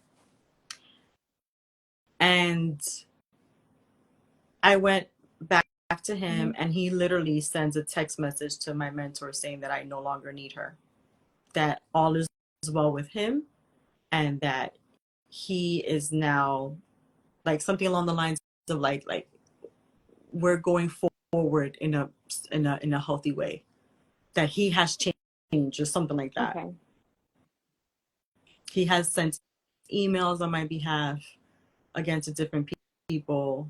Yeah. Thank thank you so much, Khadijah, so much for saying. She says, I'm so glad you are finding your voice, it matters. Yeah. And now, and that's why I really want to thank you. I haven't stopped to thank you, Woodleen, for allowing this. You're welcome. Thank you. Thank you. Thank you for finding the courage. I know we've had conversations via text and voice messages. Yes. uh, since I found out you moved with your son. I really appreciate you just finding the courage just to share. I know it took a lot. I know there were times I got kind of scared because I would text you and be like, okay, I haven't heard from her. Is everything Oh. okay? Especially when I knew what you were going through with your ex-boyfriend. I was like, Lord Jesus, I hope she's safe. Yeah. But yes, yeah. I really appreciate it. So again, thank you for accepting my invitation. It's been an emotional conversation, and I love the fact that your son's on here too, supporting his mom, which is a beautiful thing. Thank you. Being a boy mom is such a blessing. Go boy mom. Team boy mom. Yes, yes, really beautiful. I had a question for you. How how do I word this? You said he texted people, like texted on your behalf. He was sending emails. If you don't mind me asking, why did you give him so much access to your So, personal things? mhm. So I used to have two phones. I Okay. had an Uber phone, which was strictly for Okay. Uber, meaning I would use it literally just for Uber, and then I Mm-hmm. had a regular phone. What he would also do is that, I'm just gonna put him on blast. The brother didn't have a job either, Okay. and he would use my accounts to do DoorDash, Okay. all those platforms. Mm-hmm. So it was, everything was on that phone. So he would send messages from that phone. Um, and it was, linked as, like, it was, again, it was just two phones. So everything, like, it's so crazy. Like, there was this one time actually that I was texting at the time. Mm-hmm. She was a coworker, and he literally goes through the conversation later on. He tells me, you know what, Xiomara, you see why you don't know how to talk? Because you don't, and he showed me, he's like, you don't say this to people. And I was like, she laughed. She didn't find it offensively or something like that happened. And he was Mm-hmm. like, if you said it to me, I would knock your teeth out. And I was like, oh, wait, what? Mm-hmm. So again, things like that. Oh, and I do want to go back to one thing. Another reason why for me that was okay. My dad used to, I remember this, used to scare us and say that he would commit a murder suicide when I was little. For what reason? Like, did you understand why? I was too young to understand, honestly.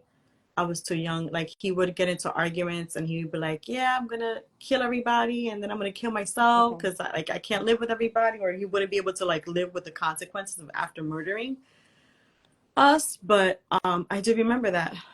I remember that. It maybe happened like a couple of times, but my father would absolutely like talk like that. Like I love you so much that I don't you can't be with anybody else. Again, like that crazy toxic love. Did that cause you to like live in fear with your parents? I was a fighter, so no. I listen. I sorry. I'm trying to change my It's face okay. here. I It's wish okay. somebody would.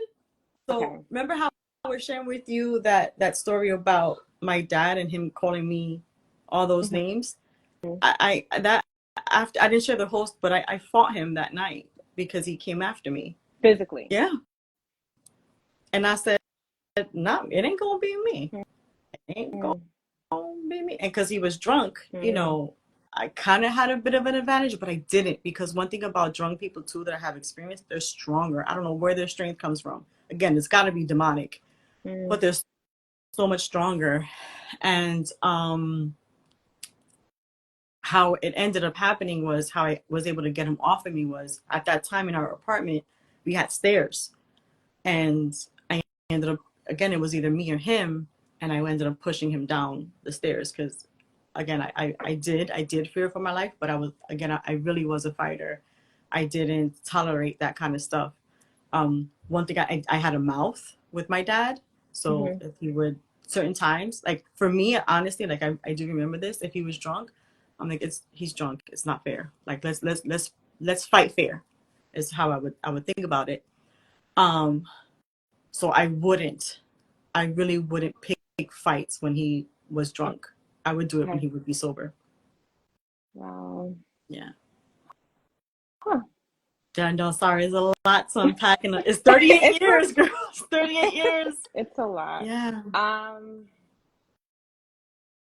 Earlier in your relationship with your ex-boyfriend, you saw these red flags.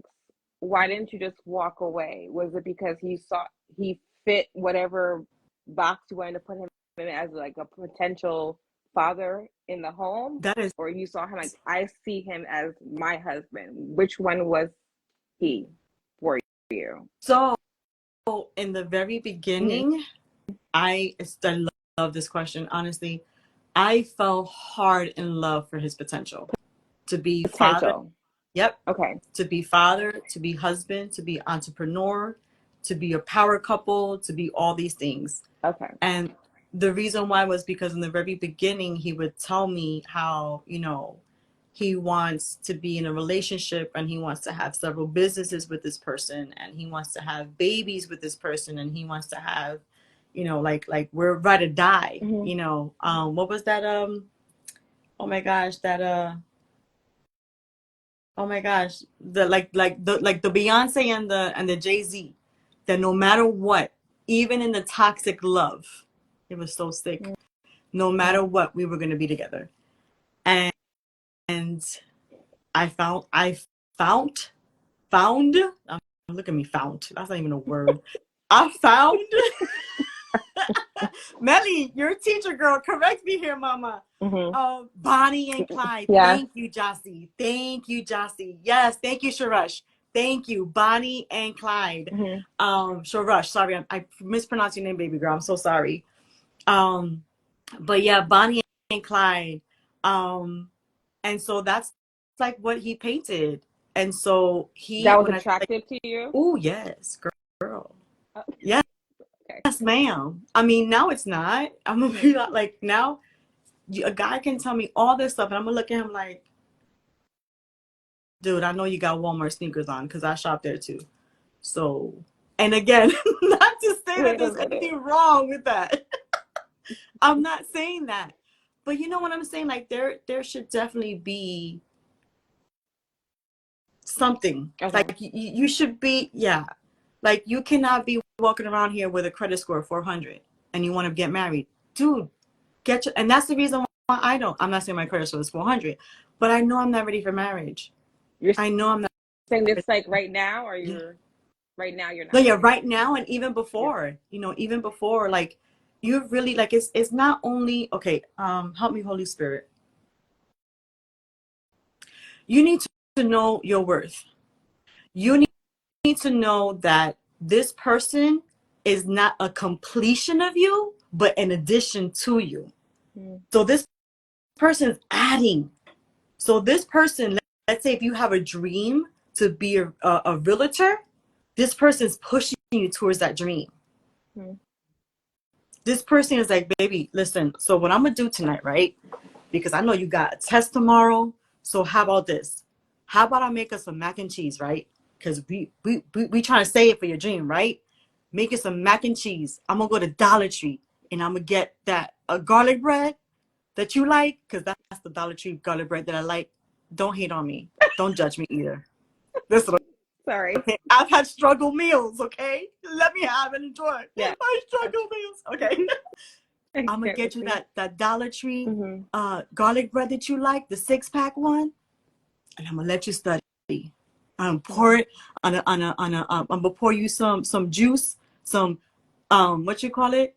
Oh my gosh, peach iced tea. Girl, I listen, I know why I love Georgia's. I love peach. My son, again, if he's still on here, my favorite fruit is peach. Anyways, I'm gonna pour you some Snapple. That's my favorite brand too. Snapple peach iced tea on a goblet. We can make it fancy. Do you get what I'm saying? Yeah. Like have someone that Mm-hmm. pushes you, not someone that degrades you, not some Dollar Tree all the way, prima. Hey, not someone that tells you, "Ugh, you ain't gonna pass that test. I don't even know why you're studying." Mm-hmm. So let him be an addition towards you. And ladies, and even gentlemen, it is different for men Mm-hmm. because men, they need to be the head of household, and it's so much harder for men. And I feel like living here down south, I Okay. see it more. The expectation of a man, oof, it's higher and it's harder, absolutely. The New But Jersey? ladies, yeah, girl. Mm. Just yesterday, I take the train out to go to work, and there was a guy who, when the, excuse me, when the a companion, thank you, prima. You want a companion. You don't want whatever. Anyway, sorry. So there was a younger Mm-hmm. gentleman who, when the doors opened for the train, he went in first. There was an older gentleman that was like to the left of him, and he was like, "Go first, because this fool don't know his manners." And he turned around. He goes, "Oh, I'm so sorry. I'm so sorry. I don't know that you were behind me. I'm so sorry." I was like, "Sir, it's okay." So here they're huge on ladies first. Yes, ma'am. No, ma'am. Like women are set to a higher standard up here. Like we are treated. Well, I mean, I don't know because I haven't been like treated that way. I've just seen it. But women down here are really treated like gold. Not all men. I'm not trying to say that there's no men out here that Southern hospitality. That's exactly what it is. Mm-hmm. Like it's different. But I do want to say this, ladies. Definitely, what I learned from this whole situation is the next man that comes into my life. There's a long, and I really do mean a long, long line of people that you have to go through. That if I hear one no, I'm gonna have to reconsider. We're gonna have to have a conversation. We're gonna have to sit down. And no, that's not gonna be a meal. Maybe some cheese and crackers, but no, because we're gonna break it down. We're gonna get to. I have no time to waste. I have no my eggs are almost scrambled Yeah. and yeah, They're no, not fried. They're not. not yet. Yeah. Poached is what I meant to say. My eggs almost poached. Let's not wait until my eggs are poached so I can have no more babies. So there is a safety in community. Yes. Mm-hmm. Oh, my cousin, gotta go through him. And yeah. She lives in Cali. We will travel to Cali. I want to see how you He's act. with Gonna these pay flight for the attendants. ticket, not you, right? I no, not no ma'am, no ma'am. I'm just That's and kidding. you're not driving my car. You're not living with me. I am not washing your clothes. I had to wash this man's clothes. Well, not had to. I had the choice. But that's another thing. I will say this, and I think you may know this Hmm. about me. I have a big servant's heart. Mm-hmm. Huge. I love to serve. You come to my house, I'm gonna serve you. Till this day, I have friends that come over. Actually, she may not be on, but because she does go to bed early. My sister Peyton, Mm-hmm. when she comes over, she's like, I can serve my own self. I'm like, no, ma'am, you in my house. I'm serving you. It's because it's just who I am, and that is some. I believe God created me that way. So um, yeah, I enjoyed it. I'll be honest with you. I enjoyed it because it was coming from a good place. I didn't enjoy it because I was receiving it like I have to do it. Girl, I would make, he was also into fitness. Again, my son can attest to this. When Mm-hmm. I tell you I would make this man his weekly meal, I would meal prep for him, Mm-hmm. breakfast, lunch, dinner, a snack. One day. You said a snack? Yep. One day I would do everything. I miss you too, LaShawn. Mm. I miss you too. Oh wow, okay. It says I always remember you having such a servant's heart. Yes, I love to serve. I love in my church. The moment I get in there, oh, my nephew just joined. I love you, nephew. I love you, Oh, nephew. Um, whew, that one. Sorry. it's okay. Okay. I love you, nephew. I'm sorry. My nephew Cameron is on. He's not even like my blood nephew. Mm. He came into my family through a marriage. And again, I don't want to, Mm-hmm. share too much, but I love that boy like he was my nephew, like if he came from my family. Mm. So I love you. I love you. Um, the support here is so overwhelming. It's just crazy. Um, It's, and I'm thankful for it. mm. Whew. This should be a reminder Yeah, that you are loved, Xiomara. And don't forget that. No matter what people say about you, whatever they say about you to you, you are loved. It's pretty obvious. You definitely have a community of people who are here for you. yeah, I You do. And do. and I'm sorry for crying, but You don't it's have like to apologize.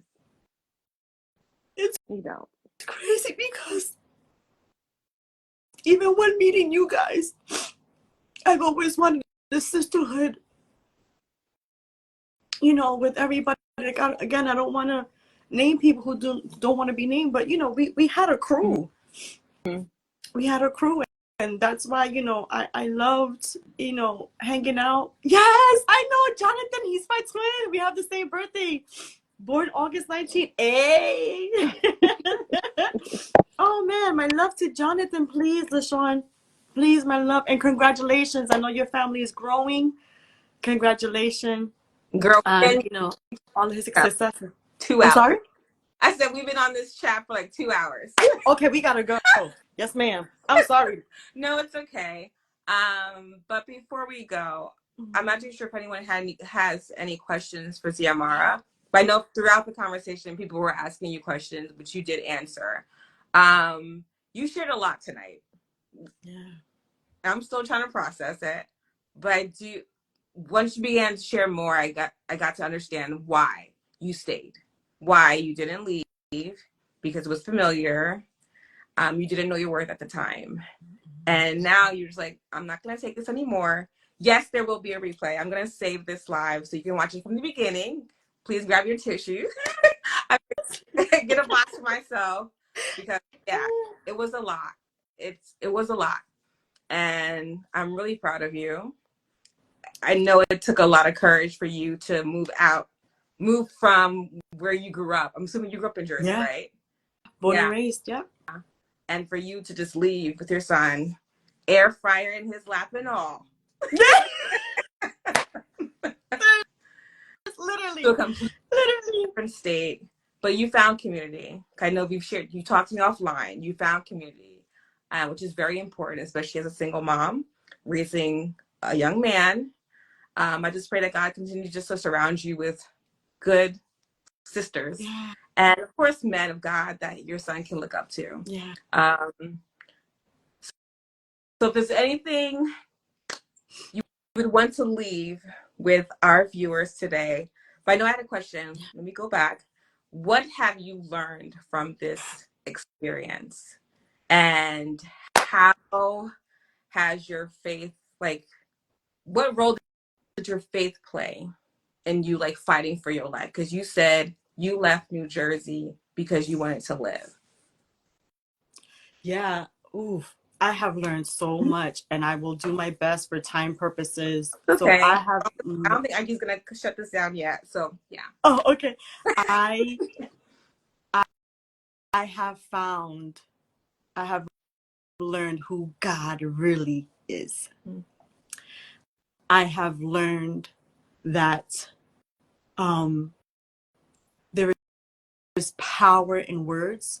Mm. I have learned that there is power in community. I have learned that there is power in moving by faith.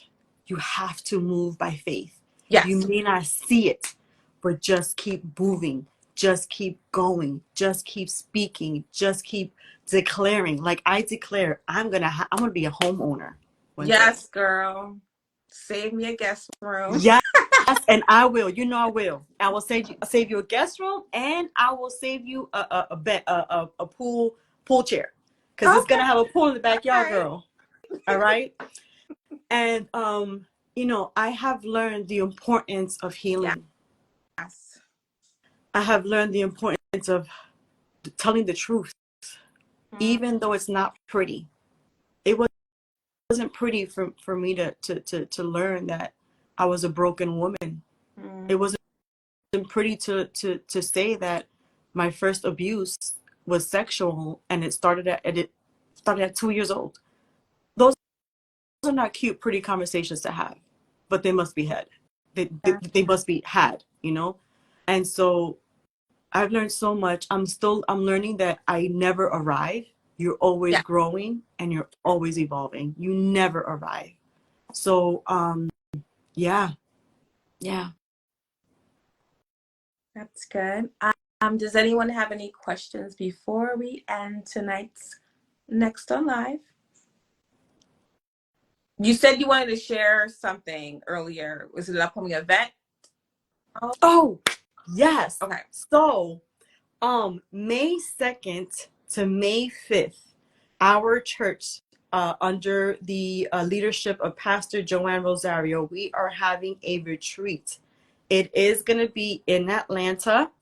We're going to be basically out in the mountains worshiping Jesus. We're going to be finding Jesus. We're going to be crying out to Jesus. We're going to be loving on Jesus, and he's going to be loving on us. I encourage you guys. I will be posting more details. So if you like, you can either follow me or follow with me, and I'll share it with her. There is a price for the event.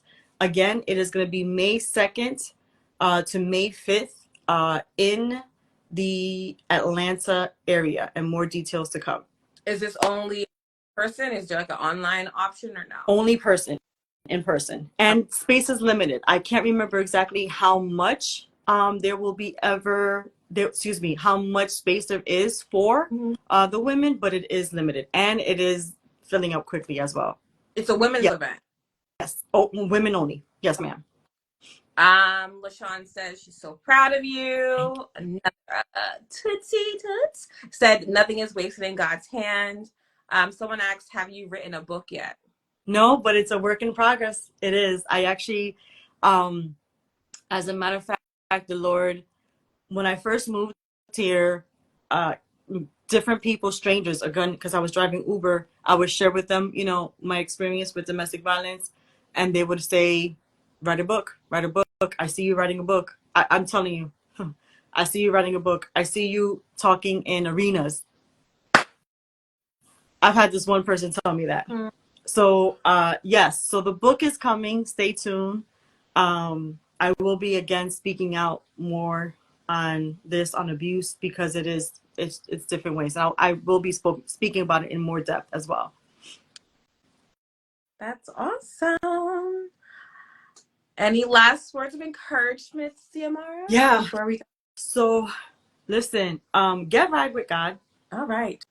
To the point. I ain't gonna sugarcoat nothing.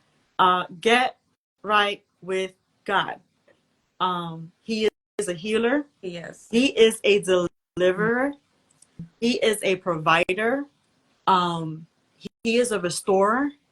There is no one like him. Just get right with God. If you ever need prayer, please hit me up, message me, send smoke signals, FedEx me. I don't know how you want to get in contact with me. Get in contact with me. Go ahead. Someone asked, when's the party at the new house? It's coming. Listen, I'm going to start my registry. I'm going to start getting I've never had a housewarming party before. I've never even had like a housewarming list. That is coming to you soon. Yeah. It's meant to say so. It's yeah. so amazing how much you've healed. You have definitely transformed since our rain fire days. Yeah, so a lot of people here, they saw me when I came to Georgia, and they saw how broken I was. And I wish my pastor was, I'm not sure if she's still on, but how she described how I looked, just my physical appearance. I looked old and partially dead. And so if my encouraging words again, so as well, never ever let anyone or the enemy silence you. One thing I will say this about you, Woodleen, I really, you've been such an inspiration for me, because I know that when you were going through your situation, I know it wasn't easy. And I actually have your book here. Guys, she has a book. Y'all need to listen. Still I Smile is the name of the book, by Woodleen. Okay? Look her up. Look her up, y'all. Look her up. I'll never forget one of the conversations we had. It was during the pandemic, and it was before this whole situation. And you were like, Xiomara, everybody has a story, and I encourage you to say it. I encourage you to tell it. I don't remember that. Oh, I do. I do. And shortly after that was when I purchased your book. I've read it twice already, and I just skimmed through it right now. I didn't realize I put notes in it. I normally don't. I don't like to write in books because I like the cleanliness of it. But I just flipped through it, and I was like, oh snap! I wrote in this book. I really want to thank you so much. Seriously, for me, you were a pioneer, like leading the way to say, Xiomara, start. Xiomara, start sharing your story. Xiomara, start talking about it. So really being here with you and being interviewed with you is such an honor and a pleasure. And I really want to thank you. I really want to thank you. And I'm not sure if there's an opportunity for this, but I know that there's my story, right? But there's also, and if I can encourage anybody that has experienced domestic violence, oftentimes too, there are family members, there are people that are affected indirectly.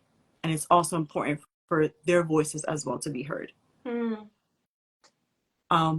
AKA my son. I'm not saying to interview him, but it's important to encourage them to speak, because it's not just Xiomara's perspective, because she was the one, I'm pretty sure I have cousins, maybe still on here or not, that were affected by this when they first heard about it. I'm sure neighbors, I'm sure friends, and so I also think not only do I have a voice, but everybody as well that was affected indirectly. So I also want to honor them. I want to acknowledge them. I do hear them. Again, and even with my family, I'm praying for reconciliation on that. I'm pretty sure, I know, not even pretty sure, I know that this situation was not cool. I love you too, primo, my cousin Tito. I love you so much. Um, they matter. They matter too. It's just it. I'm accountable for what I did, and they need to be accountable as well for what they did or did not do. So I definitely wanted to acknowledge you, honor you, thank you, recognize you, and yeah, I love you so much. Love you, girl. I really appreciate it. Yeah, I think it's always been on my heart to be that person I needed. Right. Yeah, for others. Yeah. Absolutely. Absolutely. Community is important. So I appreciate you, Thank girl. you. Yeah. Thank you. Thank you. Thank you again, everyone, for joining me for Next On Live with Whitley. Until next time. You said you're gonna be sharing things about the upcoming event, correct? Yeah, So, I'll be sharing things. Go ahead. I'm okay, sorry. so I guess for those who do follow you, be sure to connect so you can learn more about the upcoming women's event, and hopefully we'll hear about a book coming out. I'm not too sure when. It's Oh, coming out. Oh, by the way, I thank love yes, they were popping. you. Again, Xiomara, I really appreciate you. Thank you so much for just finding the courage to share your story and just being transparent. And you were pretty raw about what you experienced. I know you did a lot to protect a lot of people that were involved. So I really commend you for that. Again, thank you again, everyone, for joining me. Wishing you all a wonderful evening. I will be saving this live for those who didn't watch it from the beginning because you missed a lot. Soon. Good night, everyone.